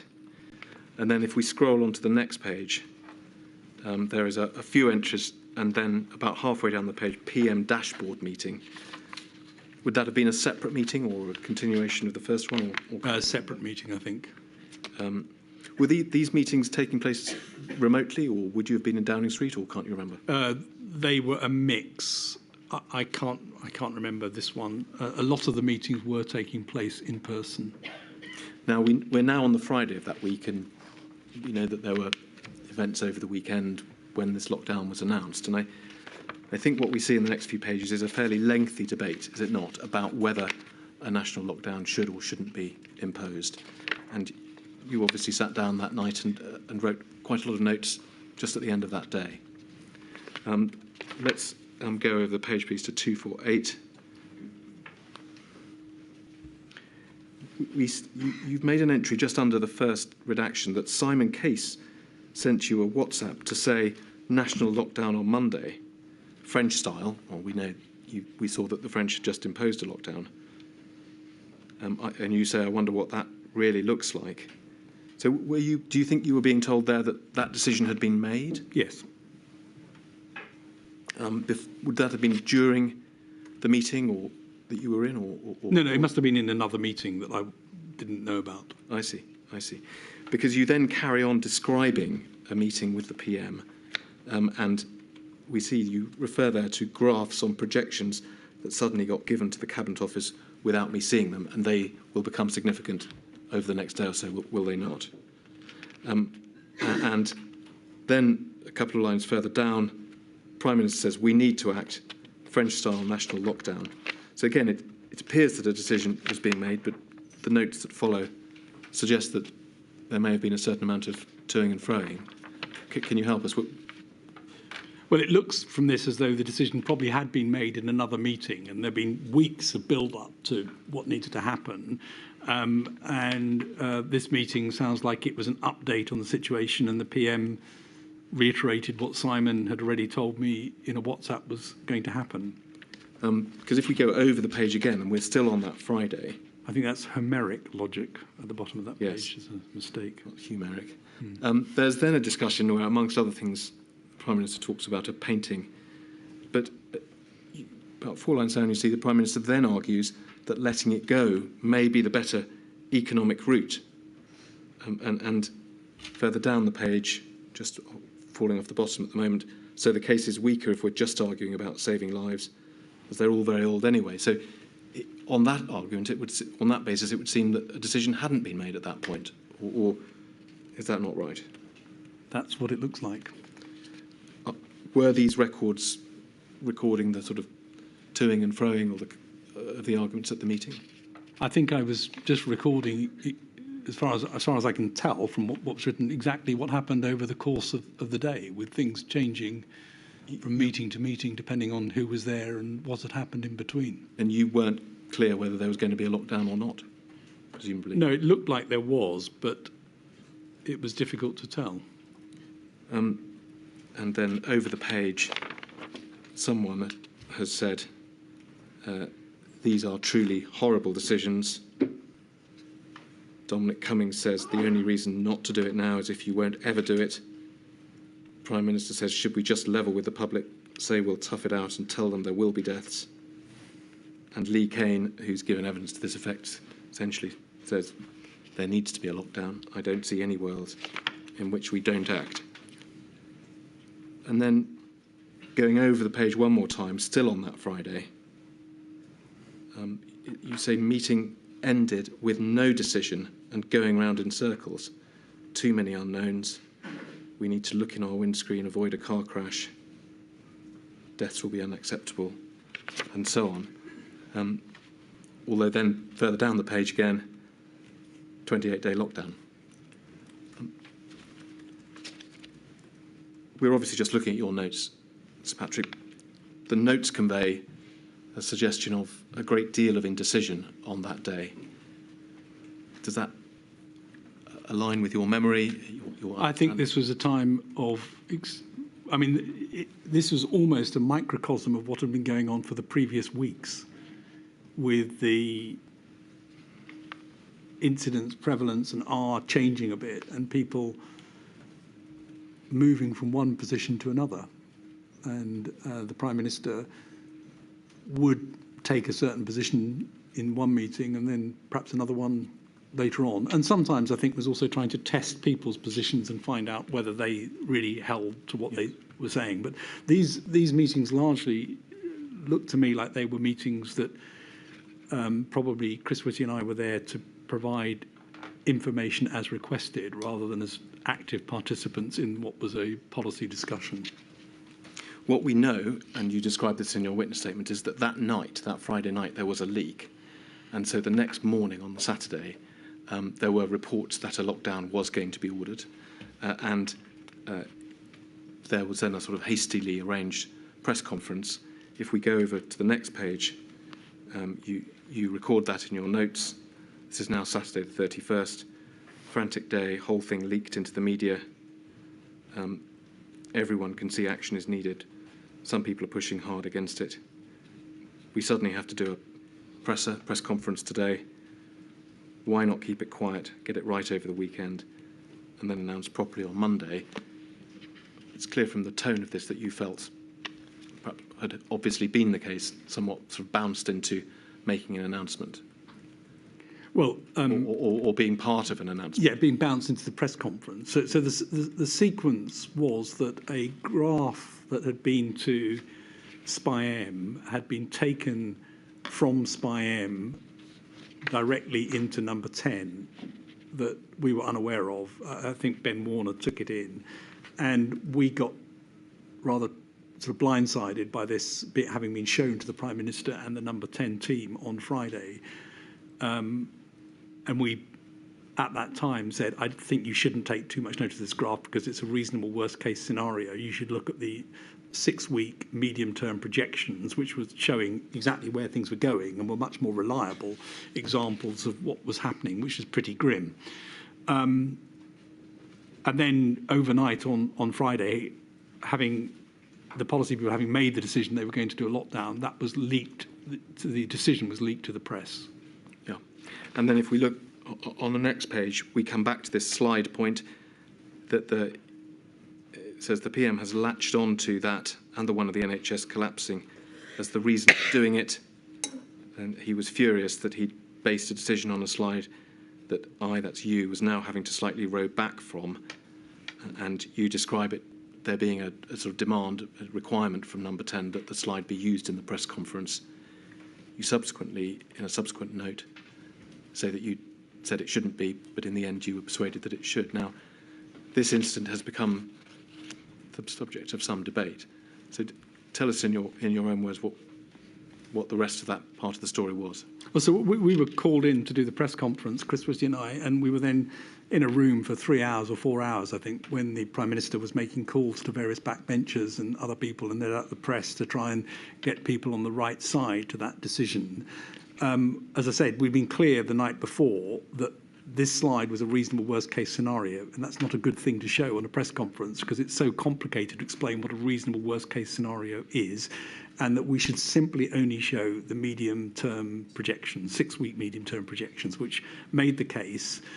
And Simon Stevens had also said the NHS is going to collapse if we don't do something. And we said that's an important statement. It would be good to have Simon standing at the press conference saying that, if that's the case. Those 3 or 4 hours we were in the room waiting, the message came back several times that the Prime Minister felt that as he had seen this slide, it was only right that the public saw it and that we had to show it. And I think in the end, we agreed that I would show the slide, but try and move on to the medium-term projections, which were the real thing. And I think that argument, I've seen it, therefore the public should see it, carries some legitimacy. With hindsight, was this one of those moments that we talked about earlier where you, as sort of an independent advisor to the government, was being drawn uncomfortably close to being aligned with certain policy decisions? Well, maybe. I mean, it was a slide. I did check because the slide had appeared from, as I say, nowhere into number 10. I did check with the Spy and people that they would stand behind this slide, and it was the right slide, and it had got the right validation through Spy M. So there was nothing wrong with it in terms of its sort of scientific origins and its validity.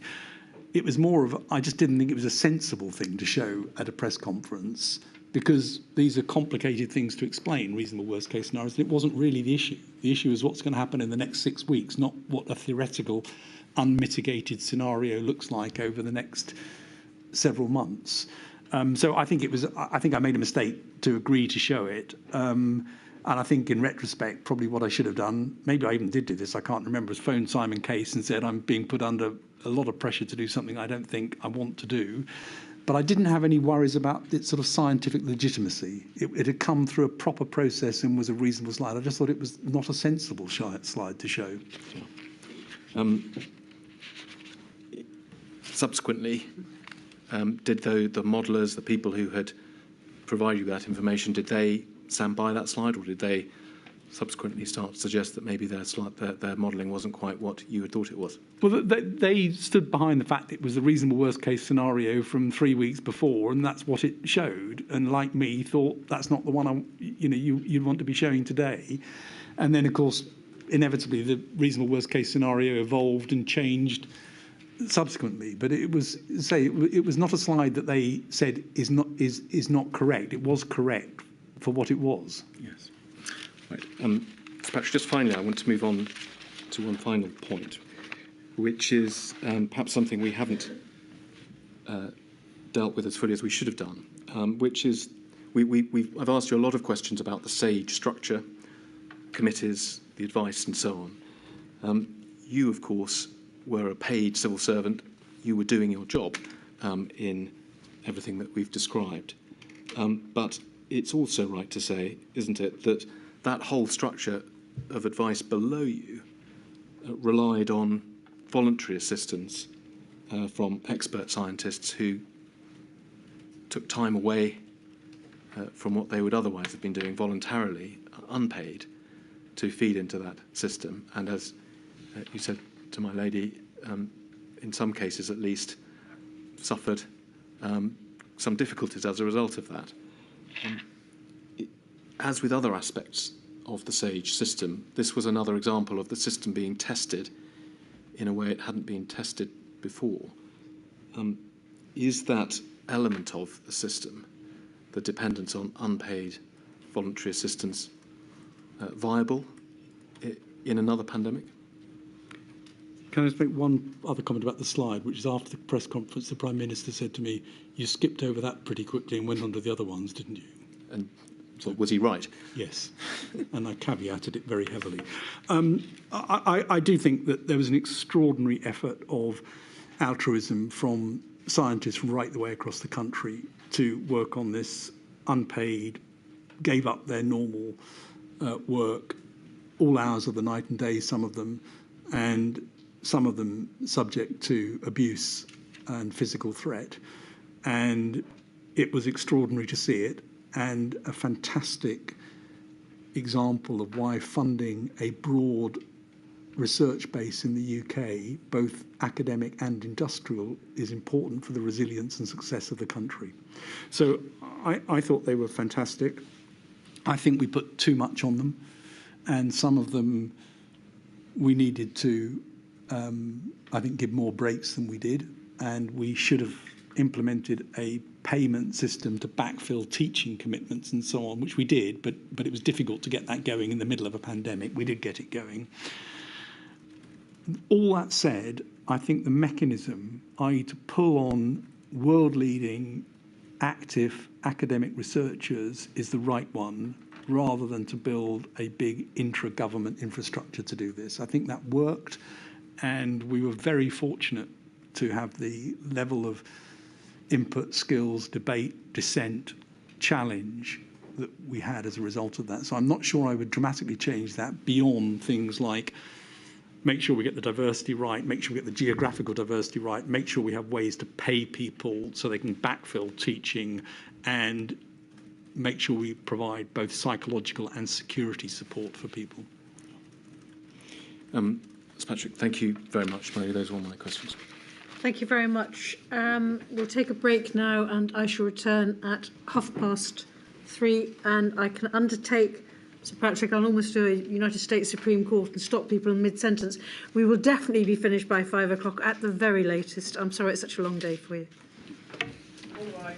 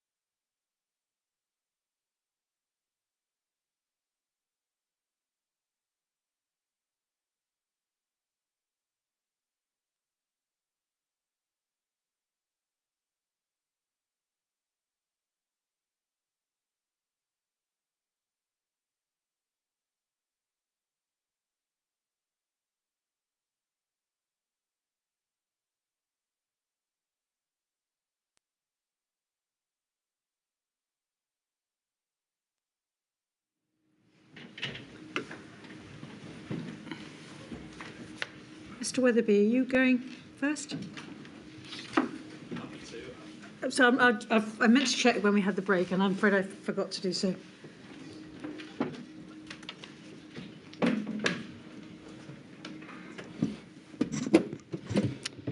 Thank you very much. So, Patrick, I represent the COVID bereaved Families for Justice UK, representing bereaved families from across the UK. There are just two topics that I'm going to cover, and I'll be well within the time estimate. I was going to share my time with Mr Wilcock, my lady, but in fact, Mr O'Connor's covered his questions. Oh, I see, so right, thank you. I'll be within the time. Thank you, Mr Weatherby. But I want to return to a point that Mr O'Connor raised about, and I'm quoting here, how many deaths were acceptable. I just want to explore that in a little more detail with you. So, in your statement, that's the term that you use, and the context of it is the middle of February of 2020, and you observe that this is a question that was put to ministers but never answered. And today you very fairly indicated, of course, it's a very difficult question for an elected representative to actually come out and answer. But nevertheless, it's a central point for you as a scientific advisor, isn't it? It is, because a lot follows from that. Indeed. And it's so central that by April, you and I think Professor Whitty provided an advice paper about different approaches, and you refer to it in your statement as hot or cold policy or somewhere in the middle. And you're explaining to government there in April how important it is that, first of all, they have a strategy, but also that you as advisors know about it. Yes? Yes. And that question was never, in fact, answered through the whole period, was it? No, not with any specificity. And that's why, again, going back to your statement, and just for the record, paragraph 406, you're dealing with the lessons learned, in fact, from the second lockdown. Your first observation is that the first lesson that should have been learned was the same as should have been learnt from the first wave: go earlier, harder and broader on the introduction of MPIs. Yes? That's a clear lesson that was learned. And then your second lesson was where you return to this issue and you say there was a need to establish, quote, some greater degree of clarity on the level of mortality or morbidity the government and society were willing to accept for an epidemic, unquote. And that there is bookending it, February, and then looking at your observations on the second wave, the same concern. You're not being provided with the strategy, and that makes it much more difficult for you as advisors to give advice in good time so that swift, real-time, efficient and effective decisions can be taken. Is that a fair summary? I think it was illustrated in the quotes that Mr O'Connor showed of me asking what is the Prime Minister's aim and objective. Yes. So the answer to my question is yes. Yes. That's the problem. I'm going to come to just one more of those messages in a minute. But before I do, in order to give proper scientific advice, you've got to research, you've got to model, and that's the only way that you can provide very fast, real-time advice. Is that right? Well, the only way to provide real-time advice is to build on the knowledge you have at that moment. Yes, but in the context of an overall strategy. Yes. So, eat out to help out. You've already told us that you didn't know anything about the this policy decision until after it had been taken. Correct. You've also told us that it inevitably increased the number of infections, and therefore it must follow, mustn't it? It must have increased the number of deaths. It's highly likely to have done so. And you say, paragraph 348, just for the record, that you have, quote, no doubt that the decision makers would have understood the general advice that I and others had given before the introduction of the scheme, that it would increase viral transmission and potentially quite substantially, unquote. So you're saying there that although you weren't asked to advise, you've no doubt that those who took the decision understood the general points about the increase of transmissibility. Is that right? I think I answered that earlier on as well, that it must be the case because it was a complete sort of turn on its head of the public health advice. And then in the next paragraph, you go on to say that these principles, and I'm quoting, these principles were clear and had been discussed with ministers and cabinet, unquote, and that, quote, it was entirely predictable, unquote. So you're not leaving much room for doubt about the not only the effect of Eat Out to Help Out, but also the fact that ministers were aware of what its likely effect would be when they took the decision. Well, that was certainly my view when I wrote this. Yes. That's very clear. Thank you very much. The second point relates to a notebook entry, your diary entry of the 11th of October. And it's again picking up from a topic that Mr. O'Connor's dealt with.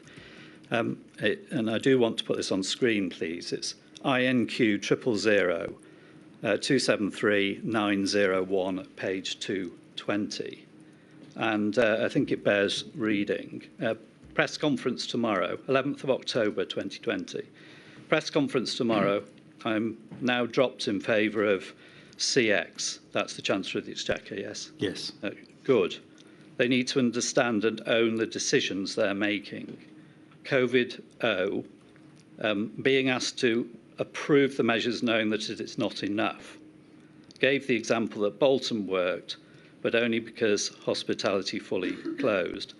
This is a massive abrogation of responsibility.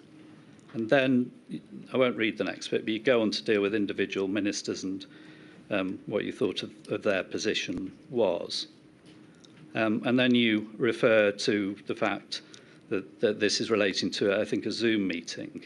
And you say, whilst waiting, someone clearly not on mute, baby crying, and then she starts singing The Wheels on the Bus, somehow symbolic of the shambles.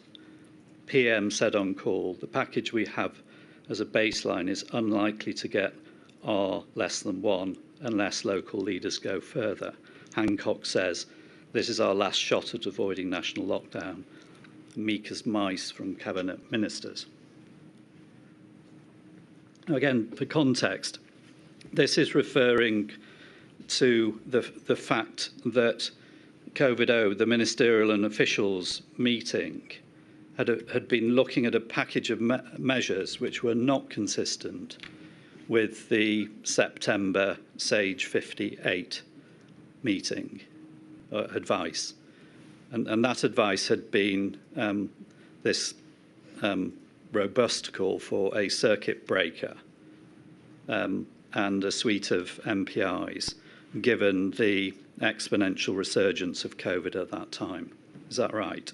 I think this is a discussion of tiers, if I'm correct.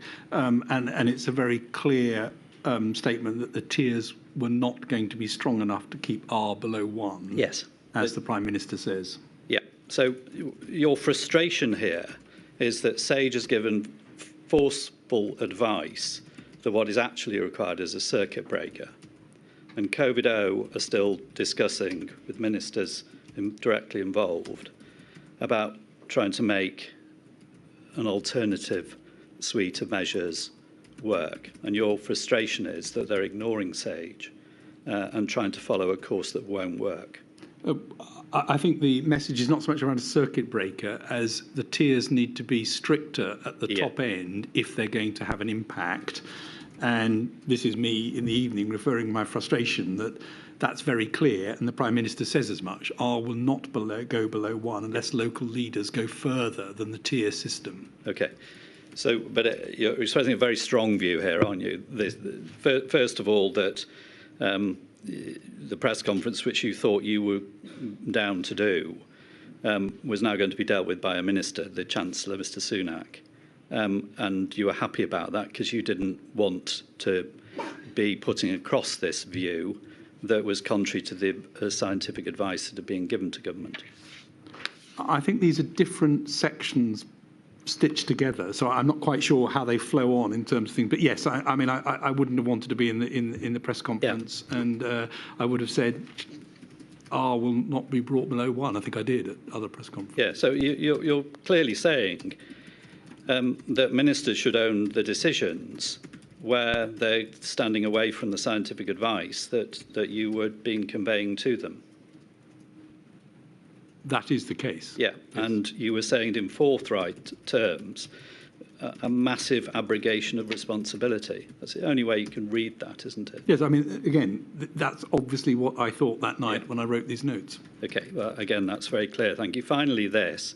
Can you just help us with the last sentence? I mean, the baby crying and the wheels on fire, wheels on the bus might be quite clear, but what did you mean by Hancock says this is our last shot at avoiding national lockdown, meek as mice from cabinet ministers? Again, it's a bit difficult to know because these are, it looks like they're selected sections with something in between. I'm sure that that's a reference to Mr. Hancock saying at the cabinet meeting, this is the last shot at avoiding a national lockdown, and probably trying to implore his colleagues to go further. And it sounds like there wasn't much of a cabinet discussion. Yeah. Yes, thank you very much. Thank you, Mr. Weatherby. So no questions, Mr. Alcott? No, my lady, they were covered by Mr. O'Connor. Thank you very much. Ms. Gowman. Oh, I'll find you. Thank you, my lady. Sir Patrick, I ask questions on behalf of COVID-19 bereaved families for Justice Cymru. My questions are centred around the interactions with the devolved administrations, and in particular Wales. Firstly, focusing on your role as the chair of SAGE, please can we bring up Exhibit 216615?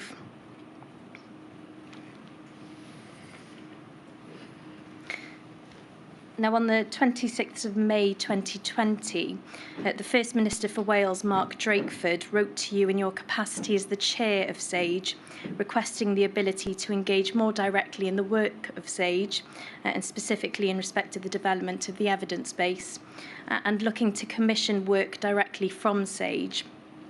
And please can we bring up Exhibit 216616? Here we see the list of modelling questions that accompanied that letter that the Welsh Government wanted SAGE to answer.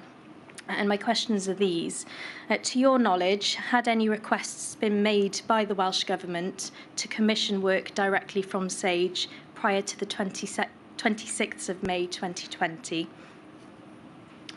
I don't think a direct request, well, I know a direct request hadn't come from the First Minister before then.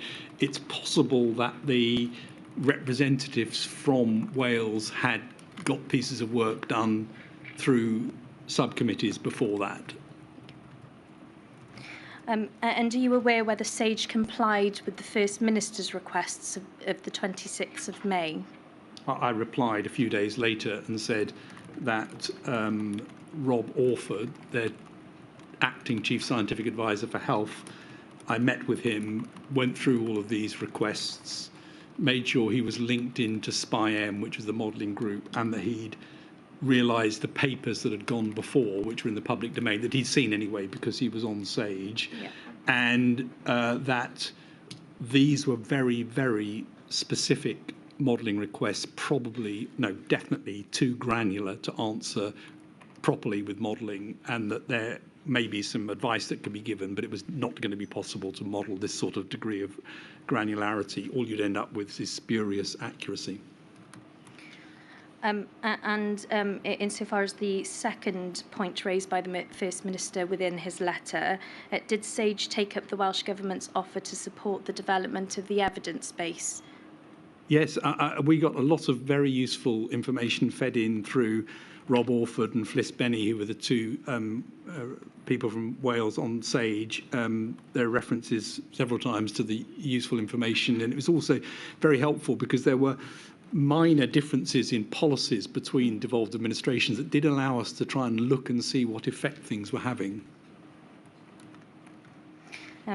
Thank you, Sir Patrick. Moving on to your role as the UK Government's Chief Scientific Advisor, what was the role, if any, of the Chief Scientific Advisors across the devolved administrations, including yourself, in the coordination of advice and policies across the four nations?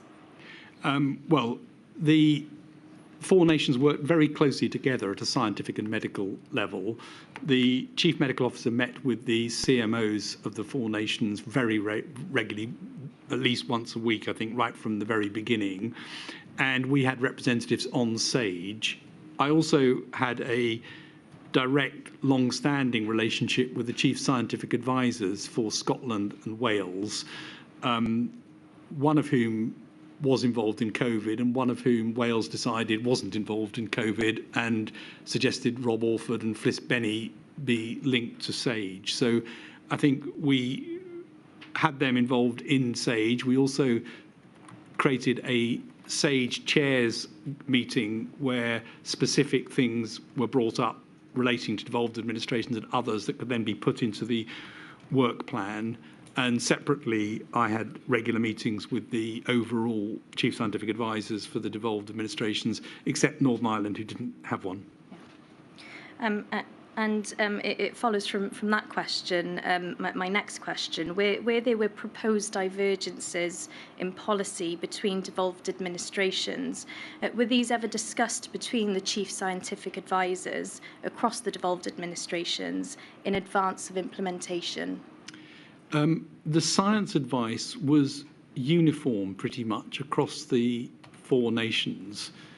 The policy decisions diverged, and I think there was probably more discussion amongst the CMOs because most of the decisions were more in their territory than in the CSA territory. But they were obviously regionally important distinctions and policy preferences that were that altered between the nations.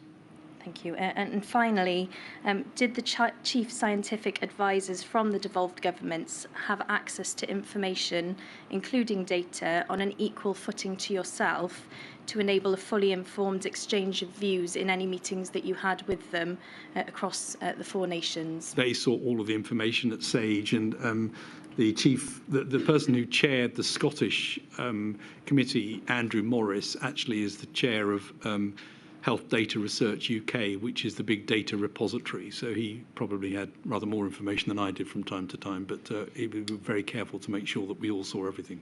So from your perspective, you didn't consider that the devolved administrations were disadvantaged in their access to data? I don't think so. I mean, there may be specific examples, but I don't know of any. And there were certainly many examples where the data that came from the devolved administrations was incredibly important. I'd single out Scotland in particular there with some of their work with their electronic health databases and the EVE study, which was incredibly important. Thank you, Sir Patrick. Thank you, my lady. No further Thank you, Ms. questions. Gowan. That leads us nicely to you, Ms. Mitchell.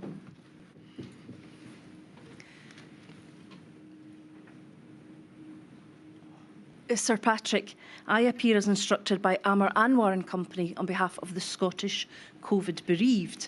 And just perhaps taking things out of order, but as you spoke there about Eve 2, it might be best if I can take you to one of my questions on that. In the course of giving your statement to this inquiry, you said at paragraph 45H, that doesn't require to be brought up unless you would like it, that you said that data that you got from Scotland included electronic health records and the Eve 2 studies, which you considered was very useful and provided rapid information. Firstly, can you assist the inquiry with what the Eve 2 is? And then also, can you explain to the inquiry why it was particularly useful?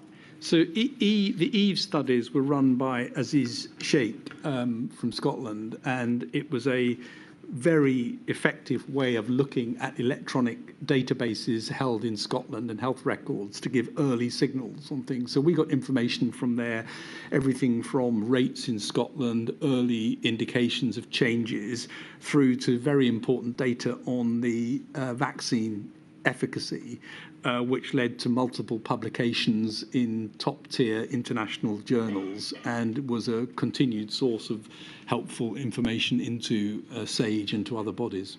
And am I correct in saying that some of the data comes from GP notes, and indeed the data was able, presumably then, to cover what is approximately 98% of Scotland? Yeah, I think Scotland has done over the years a brilliant job of getting health records, both primary and secondary care health records, and linking them. And that's been a piece of work that was done a long time ago, and it really came into its own during this to be able to provide very useful information.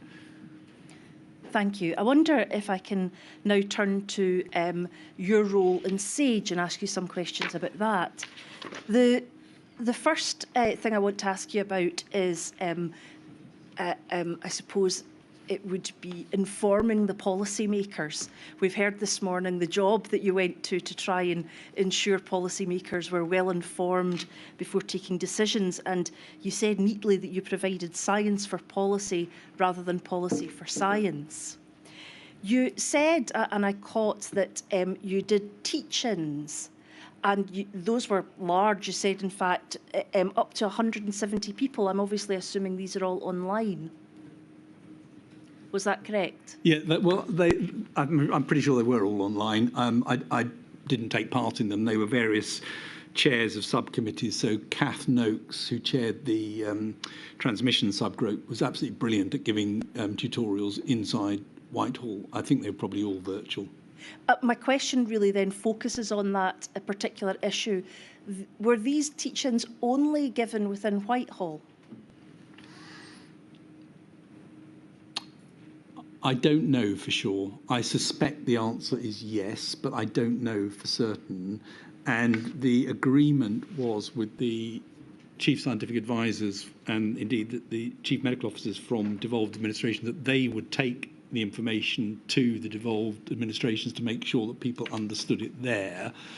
Whether they ever got people like Kath Noakes to give the teach-ins to them, or whether they were able to get copies of it, I'm sorry, I just don't know. Would you consider that if policymakers from the devolved administrations were given the same opportunity as policymakers in Whitehall, that would have been of assistance to them in forming their policies? Yeah, I think they were completely open to get it. So what I just don't know is whether the chief scientific advisors from the devolved administrations actioned that to make it happen or not. But it was there and available if people wanted it. And I certainly had a discussion, I can't remember when now, with one of the Scottish ministers directly who wanted to speak to me about something. And was that in relation to finding out more about a particular topic to inform themselves? Yes, and I'm sorry, I can't remember what it was now. It was during a visit that I made. Well, we will hear from Scottish politicians in Module 2A, so perhaps someone will be able to advise us at that time. In relation to discussions with politicians or indeed others, I'd like to move on to the next topic, which is the issue of borders. Now, in your statement, you speak of borders and you're discussing them in relation to international borders. What I am wanting to ask you about is whether or not there were any discussions about border controls between the borders of Scotland and England, or England and Wales. Our science advice on borders was very clear to stay away from policy, and our advice was really quite simple, which is border control measures are of importance when the country that you are talking about has a much higher prevalence than the current prevalence in the UK or in one of the nations of the UK. And that's when border measures could make a difference. And that in order to be effective, border measures needed to be extremely stringent, and even if extremely stringent, would delay rather than stop importation of cases, and particularly variants is what we were thinking of. So that pretty much was the science advice, summarised rather briefly, but it didn't go further than that. We never said what you should do in any particular border. That was a policy decision. So, for example, when the prevalence of COVID was almost entirely London-based to begin with, based in England, there was no discussion about the possibility of closing the border in Scotland or in Wales? I don't recall that being a discussion, but there may well have been policy people thinking about that. I don't know. But certainly you weren't part of that. I never heard that suggestion. Moving on to my final issue, and that is in relation to the issue of masks in schools. You may recall, Sir Patrick, that the Scottish Government decided masks would be used in schools, and thereafter England followed suit at some point in August of 2020. Do you recall that? I recall that happened, yes. Yes. I wonder if we can have up inquiry number 000273901, pages 148.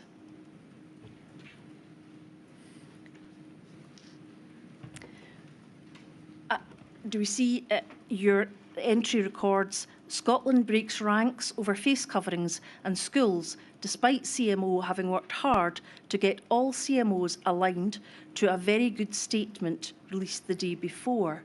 Now, I just want to check, that's your personal observation, I take it, and not anyone that you're recording? That is my personal observation as what happened. I see. And why do you use the phrase break ranks? What I'm really trying to explore is, why was it a good idea to ensure that everybody was doing the same thing? I think this was a CMO to CMO thing. I wasn't really involved in this discussion, but I think the CMOs were very keen that the four nations worked together and that the advice was similar across the four nations. This was medical advice being given, didn't come from SAGE and didn't come from me, but they wanted to work together. They'd reached an agreement and they'd given consistent advice across all four nations. That's obviously the advice. The policy was clearly different. So from a scientific perspective, from your perspective, there wasn't a necessary need to keep all four consistent? We always anticipate, there was a very important need to make sure that we had appropriately aligned science advice where it was right to do so. I mean, it's highly unlikely the science advice would be different in the four nations. In fact, it was hardly different across the whole of Europe. The policy choices are obviously for politicians, and they will differ as politicians wish them to differ. I wonder if we could have that same inquiry number document, page 151.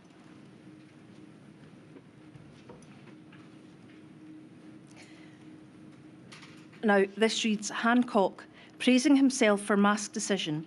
He knows that Scotland decision was not based on medical advice, brackets, i.e. it was totally political, close brackets. Now, can you assist the inquiry with whether or not you're simply recording what his view was or what your view was?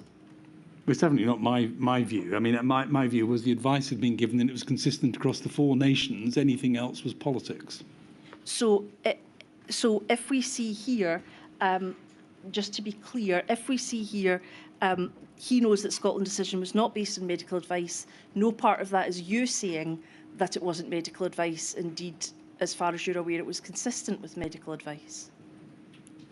I think if it's the same time, as the previous one, all I'm saying is that the CMOs had all agreed something, so that presumably was unified advice. Well, I think in this particular instance, it wasn't unified advice, and that's why I'm asking to draw your attention to it. It appears to be advice that came from Scotland, and then at a later stage, England followed suit. I don't know. I mean, this was the CMOs. I'm sorry, you'd have to ask them this. I wasn't involved in this and don't know exactly what happened. I'm obliged. Thank you. Thank you, Ms Mitchell. Mr Dale. Thank you, my lady. Sir Patrick, I ask questions on behalf of FEMO, the Federation of Ethnic Minority Healthcare Organizations, and I have a clutch of questions for you. Can I invite you first to have a look at paragraph 552 of your witness statement, if it could be brought up, please.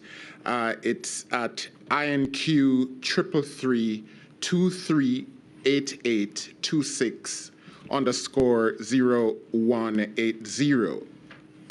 It's the first paragraph of the section of your witness statement entitled COVID-19 Disparities. And you say this: I was aware that the pandemic and the measures required to tackle it could have an unequal impact. As stated at more than one press conference, the virus fed off inequality and drove inequality. It was entirely foreseeable that pre-existing structural and health inequalities within ethnic minority and other vulnerable groups would result in disparities in risk and outcome. Can I ask firstly whether this clear understanding expressed here formed part of the advice to senior decision makers as you and Sir Chris Whitty spoke with them in the period leading up to the first lockdown in March 2020? I think it was, I mean, this is an historically true statement that pandemics differentially affect the most disadvantaged people, and they drive further disadvantage and inequality. And this is a statement that describes that. I can't recall exactly when we would have given that advice, and in a sense it's not really science advice, but it is something that policymakers needed to take into account. And I'm sorry, I don't know exactly when we would have first raised this. I raised it at a press conference pretty early on, I know that. Very well, but you wouldn't be able to say whether this was advised that as a general proposition could be infused or was infused in the type of advice that you would have given?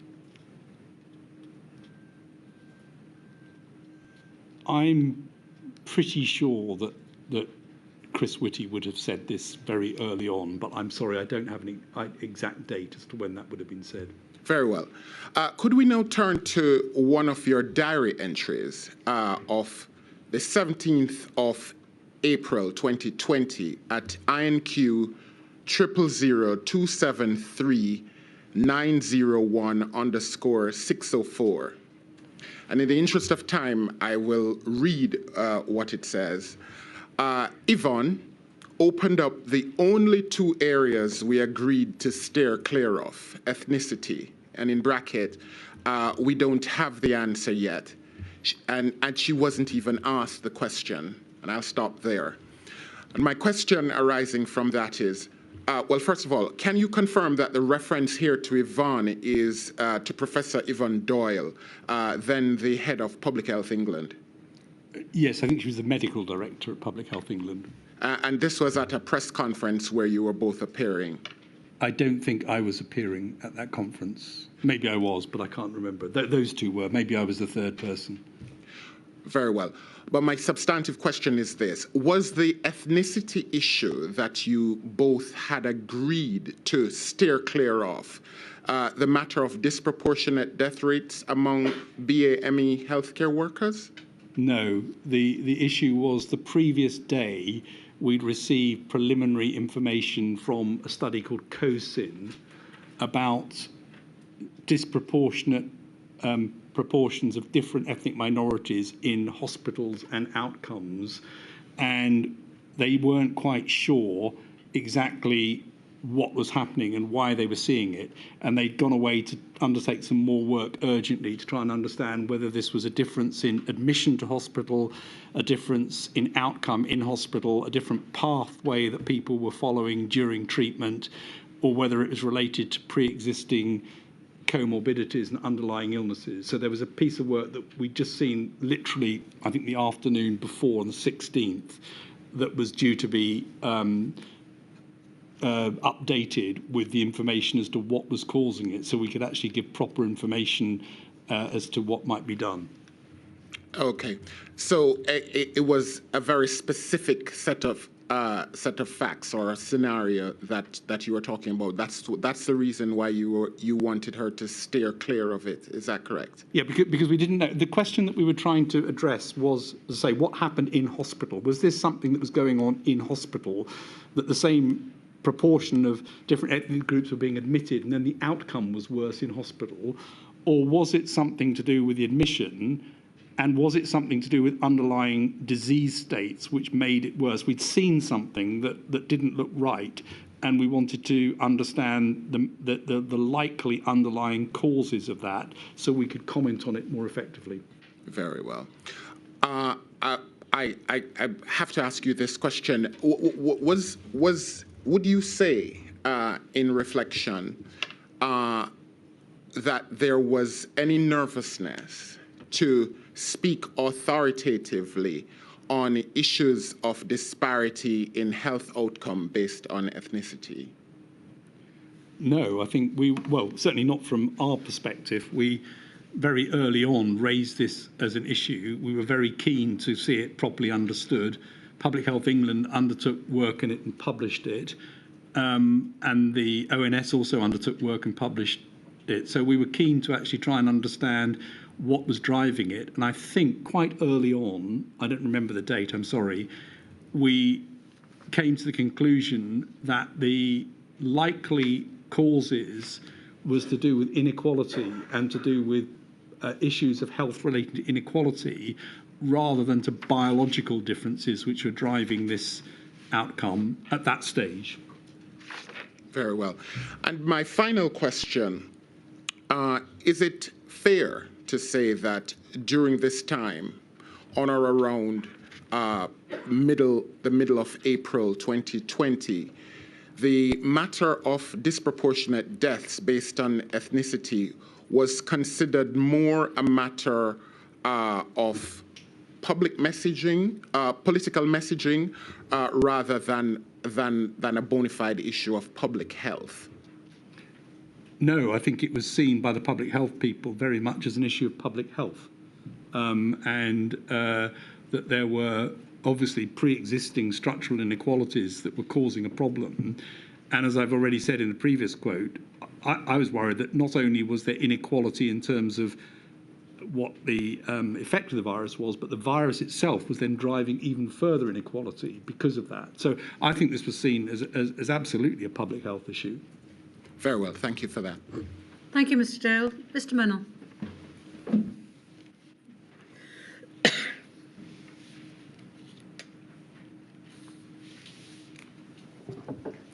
Thank you, my lady. Good afternoon, Sir Patrick. I ask questions on behalf of a number of children's rights organizations. I have a few questions on three topics. Firstly, the inquiries heard evidence from Dr. David Taylor Robinson, a public health expert, to the effect that social isolation for children is totally different than social isolation for adults, as there are critical and sensitive periods in children's development and windows of opportunity, as he called it, in children's lives that you can never get back. Are you aware of any scientific research done for the government during the pandemic on the specific impact of the lockdown rules and restrictions on children as compared to adults? I don't know of the specific pieces of research that may have been done. We set up a children's task and finish group to look at the question of impacts on children, which involved people from the Royal College of Paediatrics and Child Health and various other organisations, and was chaired by the Chief Scientific Advisor in the Department for Education to try to understand exactly these questions of disproportionate impact, risk to children, and it became the basis of, I think, a very complicated position of relative risks and benefits in children. I don't know of specific research that was undertaken then to look at the impact, but Public Health England or ONS may have done so. So am I right that you can't assist as to whether any of that work, research or otherwise, was in fact presented to the key operational decision makers in government? Is that right? Oh, no. The Task and Finish Group, all of their work was fed directly into all of the decision makers, and it was deliberately chaired by the Chief Scientific Advisor in the Department for Health to make sure that the officials in the Department for Health could listen into the group, understand all of the work that came out of it, and it was plugged directly into the highest levels in the Department for Education and indeed into number 10. So it was considered within the remit of scientific advice being provided to the government, is that right? Yes, it was. Thank you. Secondly, in February 2020, did you ask Professor James Rubin and Professor Brooke Rogers to run SPY-B? Yes. And did this in turn lead to the creation of a specific subgroup on education that came to be known as SPY Kids? No, that came later, I think, and was part of what started, I think, as a task and finish group to try and undertake a piece of work, and then it morphed into SPY Kids, which brought together lots of the people who'd worked on that to become a more regular way of looking at things relating to children.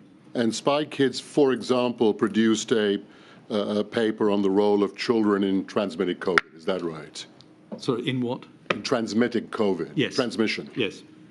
Do you know whether SPY Kids ever researched or considered the wider impact of the government's non-pharmaceutical interventions on children and their long-term social and psychological well-being? Yes, there was a very extensive report published by them on the negative effects of NPIs, and there were some very vocal inputs from people around that subject. I think there was, I'm not sure about this actually, there may have been a report from Public Health England as well, but yes, it was a topic that was, the reason that group was set up was exactly that sort of risk balance between these interventions versus infection. And can you give an approximate date for that? I'm sorry, I'd have to come back to you on that. That's fine, thank you. And that was subsequently, was it fed into the key political decision makers?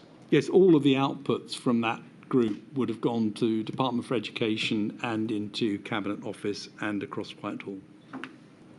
And that material would have recognised, I think you're saying, that there were differential impacts in relation to non-pharmaceutical interventions vis-a-vis children and adults. Is that right? It was certainly focused on the impacts of school closures on children's mental health and well-being. It also focused on, if I remember correctly, vulnerable children and what the risk they had in relation to isolation and being taken away from services. I can't be 100% sure it covered all of the NPIs. And just to be fair to you about this, in your witness statement at page 113, paragraph 341, no need to put it on the screen, you say explicitly that school closures have obvious, unequal, and potentially long-term detriments on children. Yes. That's your view, isn't it? And that was the view of that group as well, and that's precisely why it was set up, because in all of these cases, just take a step back if I may, all of the NPIs carried risks as well as the obvious benefit of stopping spread. Yes. And it's often perceived that somehow they were an easy option, whereas stopping the spread was the priority. But we were aware at all times that these carried significant risk, and they carried particular risk for children. Thank you. And thirdly and finally, I have a question for you about something that appears in your handwritten notes. I don't think I can put this on the screen. I don't think I'm allowed to, but I'll just give the reference for the record. It's INQ 000280061, page 223. It's a note of yours. I'll just read it to you. It's a note of yours dated the 15th of October 2020, and it reads as follows: SAGE pushing for, quote, can't we exempt children from rule of 6, end quote. We said no, not unless CO want to revisit. I'll just read it again. SAGE pushing for, quote, can't we exempt children from rule of 6, end quote. We said no, not unless CO want to revisit. Can you explain that note, please? I don't know what context that was in, but it sounds like it was a SAGE meeting where people wanted to think about whether the rule of 6 should or shouldn't include children, and Cabinet Office didn't want to revisit that policy. And would that view of SAGE had been communicated to the Prime Minister or any other government minister at the time? This is October 2020. Well, I think on the rule of six, we were pretty clear that we didn't actually think that that had an enormous basis in anything. In other words, it was why 6, why not 8, why not 10? We couldn't tell anyone which was better or worse, only that the more contacts you had, the more likely it was to create a spreading environment. Exactly how that was organised was a policy matter. And would that, can you assist as to what the government's response was, if any, to that view that SAGE apparently held in October 2020? I can't recall. I think, if I remember correctly, the government had made a decision that it wanted to stick with 6, and that was the policy decision. And it wanted to stick with 6 in England without making any exemption for children, unlike Scotland and Wales, yes, who took a different approach. You know that, don't you? Yes. Thank you very much. Thank you, Mr. Menon. Mr. Freeman.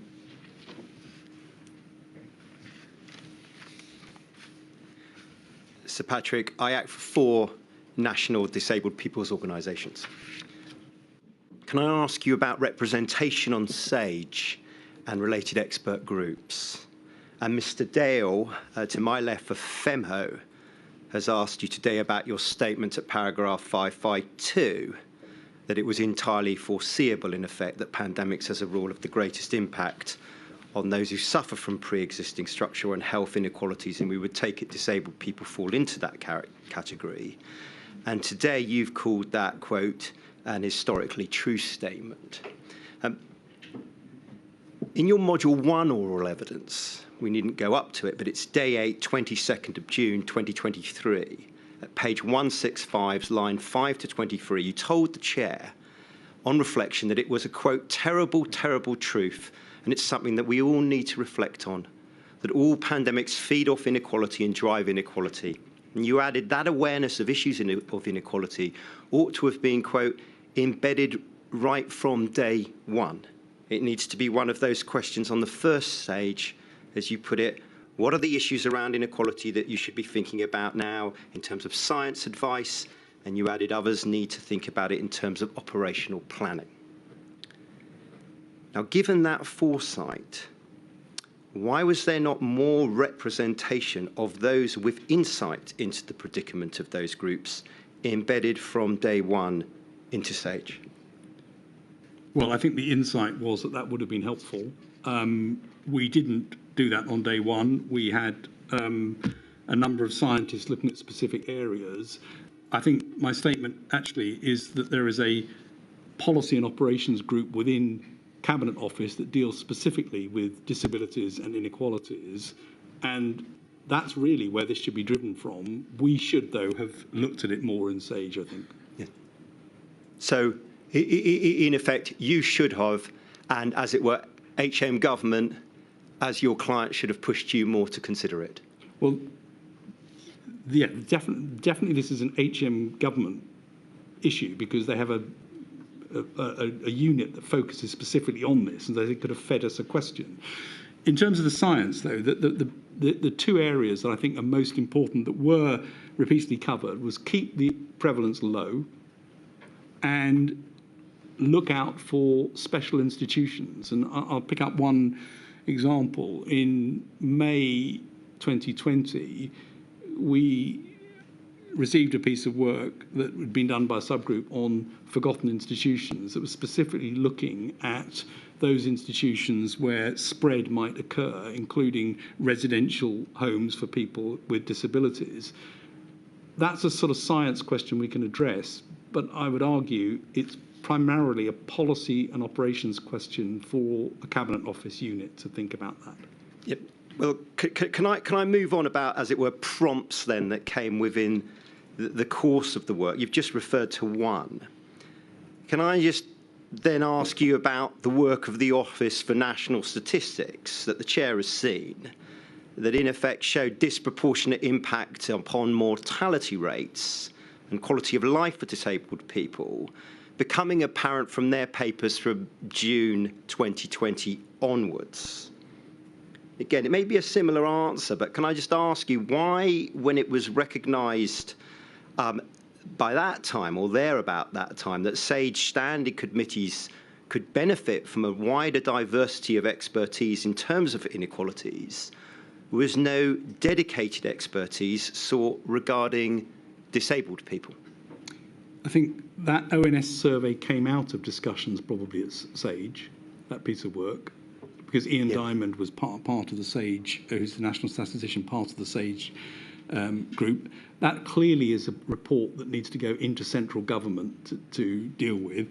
As I said, I think, and I said this in my module 1, I think this is an area where it should automatically happen in SAGE going forward, and it didn't. Is that the answer to my question about why no dedicated expertise? Because that's, I just want to push you on that. My question is why, when this kind of data is coming out, whether you've been involved in commissioning it or not, is thereafter there's no dedicated expertise sought regarding disabled people into SAGE and its dedicated subgroups? I think the dedicated expertise needs to sit somewhere else and ask questions of SAGE, which we can then potentially bring people in if we needed to. But I think there's a danger. I mean, SAGE is not the operational or the policy organisation, and it's not the place where these sorts of things need to be turned into action.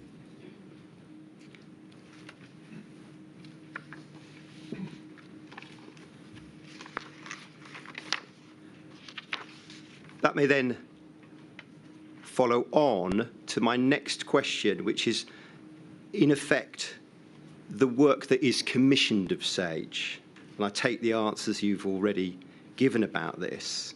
But you've given a list of, not all, but many of SAGE commission's pieces of work, just for the record, at page 180, at paragraph 554, and it's A to P of your statement subparagraphs. Now, none of the list there is dedicated in its focus to the disproportionate impacts of the COVID-19 pandemic upon disabled people.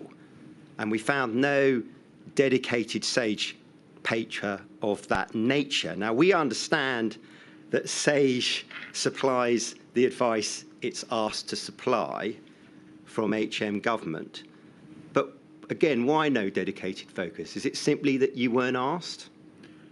Well, I'll go back a bit to an answer that Professor Kamlesh-Kunti gave in relation to a similar question, which is the science advice was largely around making sure that the prevalence was low, making sure that those people who are particularly vulnerable were protected, and making sure that there were mechanisms to provide that shielding that others needed to put in place were the key things that we needed to do. So many of the papers here are highly relevant in terms of what somebody needs to do, even though we weren't specifically talking about disabilities. That is, again, where the advice from SAGE comes out in terms of science. Here are some principles. The operationalisation of that needs to be done by teams with a dedicated focus. And I do think that's one that needed dedicated focus. Yes, well, we understand that. We've heard from the Minister for Disabled People in terms of what was done or not done by the Disability Unit. But if we stand back and we think of the problem, for whatever reason, the HM government is the client, and its dedicated units don't ask the question or seek the advice from SAGE, then again, does that not underscore that actually sometimes the expert advisor needs to have people with that focus on its main groups or subgroups in order to prompt its client to think about those kind of matters? Which is why in statement 1 I said, yes, I think that needs to happen. And I think that would have been helpful, and we didn't have it. And it would be useful going forward to have a specific focus on that question, just to make sure we are getting the right questions coming to us. But I do think it's not a good system for government to rely on a group set up to give science advice, largely filled with academics, to try and plug holes elsewhere. Finally, may I ask you about the risk posed by COVID-19 virus to the learning disabled and particularly those with Down syndrome? Professor Watson and Shakespeare have given evidence to the inquiry to the effect that prior to COVID-19 pandemic, it was well established that respiratory disorders are the predominant cause of death for people with an intellectual disability. And hence, those experts on disparities relating to disabled people regard the failure to identify those with intellectual disabilities, and particularly those with Down syndrome, early on as a missed opportunity. Now, again, acknowledging to you and reminding myself, SAGE is not directly responsible for these lists of clinically extremely vulnerable and the like. Others are in their medical matters. But should those with Down syndrome have been on the clinically extremely vulnerable list throughout the pandemic? And if not, should they have been added sooner than the 2nd of October, November 2020, when we know that revised letters were sent out to GP practices and the various healthcare bodies to that effect? So the list of vulnerable and extremely vulnerable was entirely within DHSC, and a matter for the medical community to define. It didn't come to SAGE, it wouldn't be expected to come to SAGE, and so I don't think there was any input, indirect or direct, on that, nor would I expect there to be. In terms of what do I think, I'm not an expert in this area, but I think it is well understood that people with Down syndrome do have an increased infection risk and therefore do carry a vulnerability. Thank you for that. I've understood your answer about division of labour on this, but if I could just ask you one more point about it. We know, again, it's a separate structure, but the nerve tag clinical risk stratification subgroup in June 2020 had issued papers recognising high risk, at least on the modelling in relation to those with Down syndrome. Again, not asking about responsibility and more asking about looking forward. Given your answer about Down syndrome, should there have been speedier ways to process that recognition of risk from June 2020 to November 2020, when we know the nature of the clinically extremely vulnerable list changed to include Down syndrome?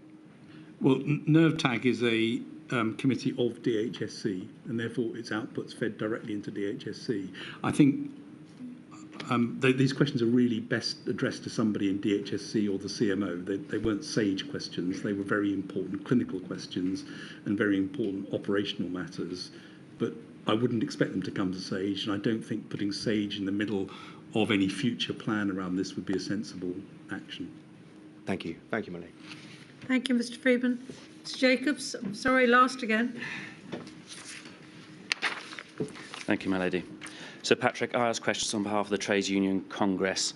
It is important that when giving your answers, at least, you do speak into the microphone so it can pick your voice up. I'm going to ask a few questions about decision-making in respect of schools. Of course, the detail will be the subject of a future module, but I have a few questions about the general approach to decision-making. And I'd like to start, if I may, with an entry in the inquiry schedule of your notes at 273901. And in particular, page 139.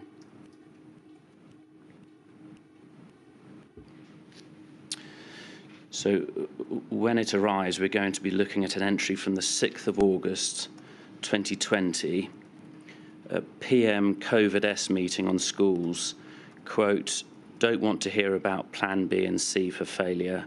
I just want all pupils back at school," unquote. And then a further quote, "We are no longer taking this COVID excuse stuff. Get back to school." Firstly, are those quotes from the Prime Minister? Or quotes of what the Prime Minister had said? It looks like it. The context, of course, Sir Patrick, is looking forward to schools reopening that September. Is it right also as a point of context that at that time, you and others in around July and August 2020 had been raising some concern about the potential path of the virus over the winter months and the risks associated with lifting various NPIs at around that time? Yes, we had raised the risk that prevalence was increasing and would continue to increase. And I had commissioned a piece of work from the Academy of Medical Sciences. I'm sorry, I'm going to have my back to you. So not at all. Academy of Medical Sciences on just called Winter, to take into account that all of the things that government needed to consider. And our view was that the increased lifting of measures would drive an increase in prevalence, and that inevitably that starts to put pressure on the remaining things that were open. And therefore, in a sense, there's a trade-off between schools and other things. And certainly for the reasons discussed earlier, our belief was that schools should usually be the last thing to shut because of all the knock-on consequences for children. Yeah. Sir Patrick, given those consequences, schools being open is obviously hugely important. But given also the context around prevalence and R rate, were you concerned on listening to that observation from the Prime Minister that it was a little perhaps reckless to discourage any careful focus on when a plan B might be needed and focusing exclusively on a plan A? Well, as you might imagine, I was rather focused on evidence-based plans, and that there needed to be a series of scenarios, not a single option. Yes. And give us a sense of the importance of those scenarios being considered in advance rather than just holding tight to the plan A of schools open. Well, these are very difficult operational questions that require planning, and we're now straying outside my role, but it's pretty clear that you can't just flip from one plan to another without preparing. So, Patrick, you spoke earlier in your evidence about meetings going round in circles. Is it quite a simple consequence of having plan A but no plan B or C, that one ends up in the face of very difficult issues just going round in circles? It makes it much more of a binary choice, and it makes it much more difficult, I imagine, to operationalise if you do need to change. With that in mind, I'm going to look at just, I think, 2 entries in your notes in which you describe subsequent decision-making. The first in the same document is page 181. And this is from the 16th of September, so just 6 weeks or so after the have a plan A but no plan B or C.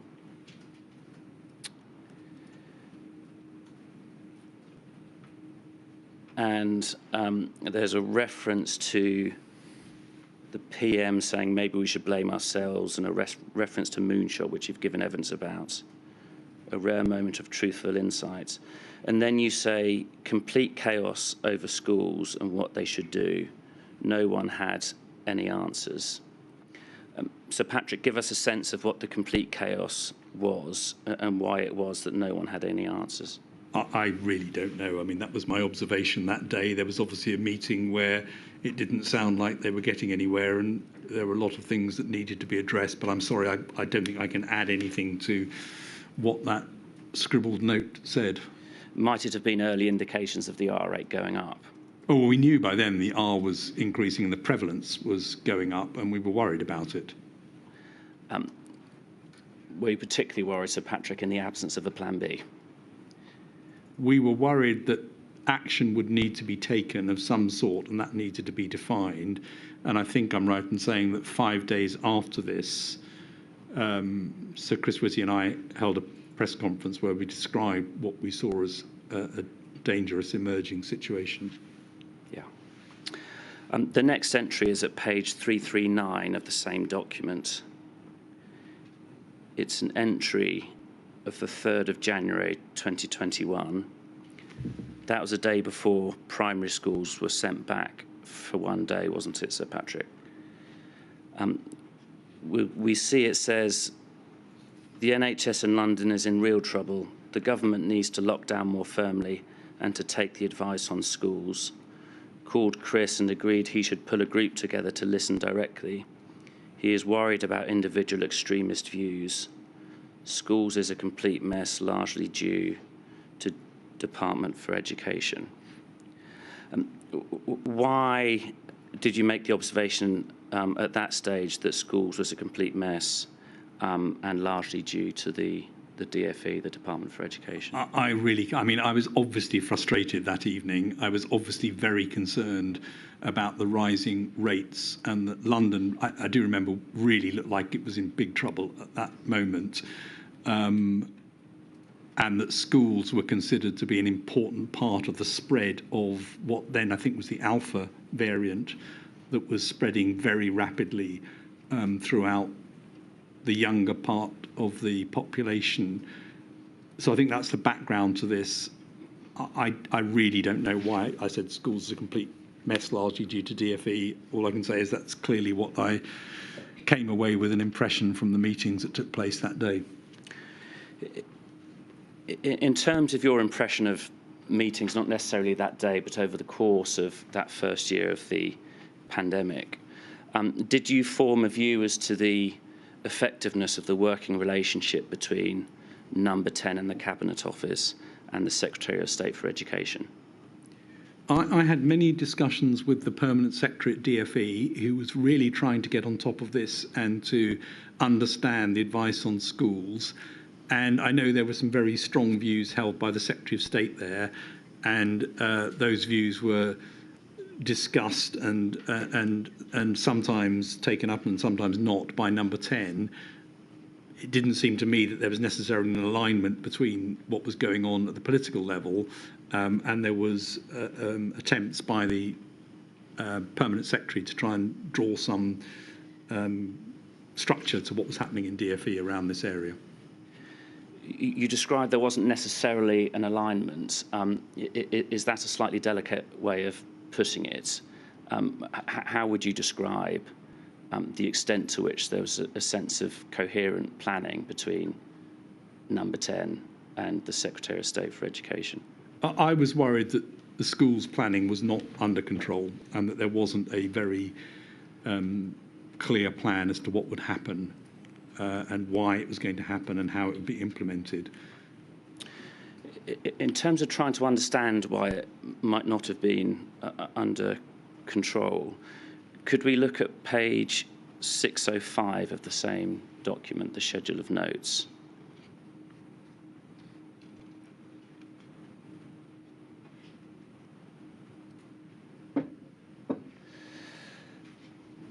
So we can see an entry in your notebooks from the 11th of June 2020.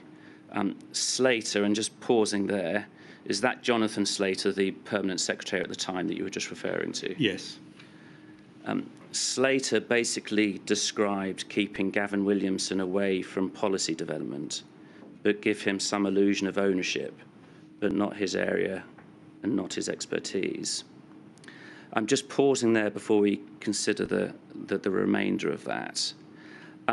Did it strike you as dysfunctional that a Permanent Secretary was describing keeping the Secretary of State away from policy development?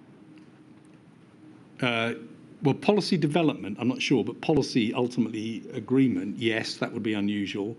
We're deep into the way departments work here, which I'm certainly not familiar with as somebody relatively new to the civil service. But yes, it doesn't sound like a very good setup. Was it your impression, you were in the room for many meetings, that sort of dysfunction contributed to the lack of grip or lack of control, which there might have been?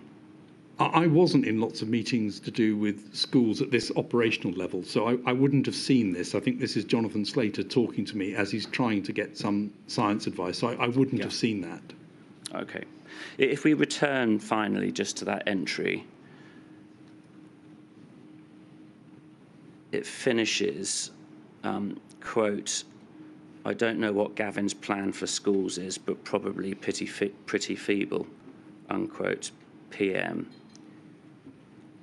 Is that the Prime Minister stating in a meeting in June 2020 his view of his Secretary of State for Education?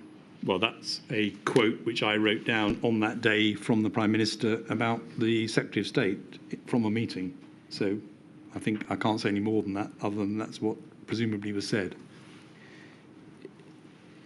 to the extent that you were aware from being present in meetings, is that indicative of a confidence or lack of confidence that key people such as the Prime Minister had in the Secretary of State for Education? I think that's a question that really needs to go to the Prime Minister, but I have to say a lot of these statements seem to fly around number 10 about a lot of people. Which we may have seen. Those are my questions. Thank you very much. Thank you very much, Mr. Jacobs. That's all for Sir Patrick. Sir Patrick, again, extremely grateful to you for all your help and your insight and for your patience in staying with us all today. I'm sorry I can't say goodbye as yet. I'm sorry for your point of view, but tomorrow we'll sit again at 10, and then just so people can make their plans, because we've got so much to do this week, I'm sitting at 9:30 on Wednesday and Thursday. Thank you very much.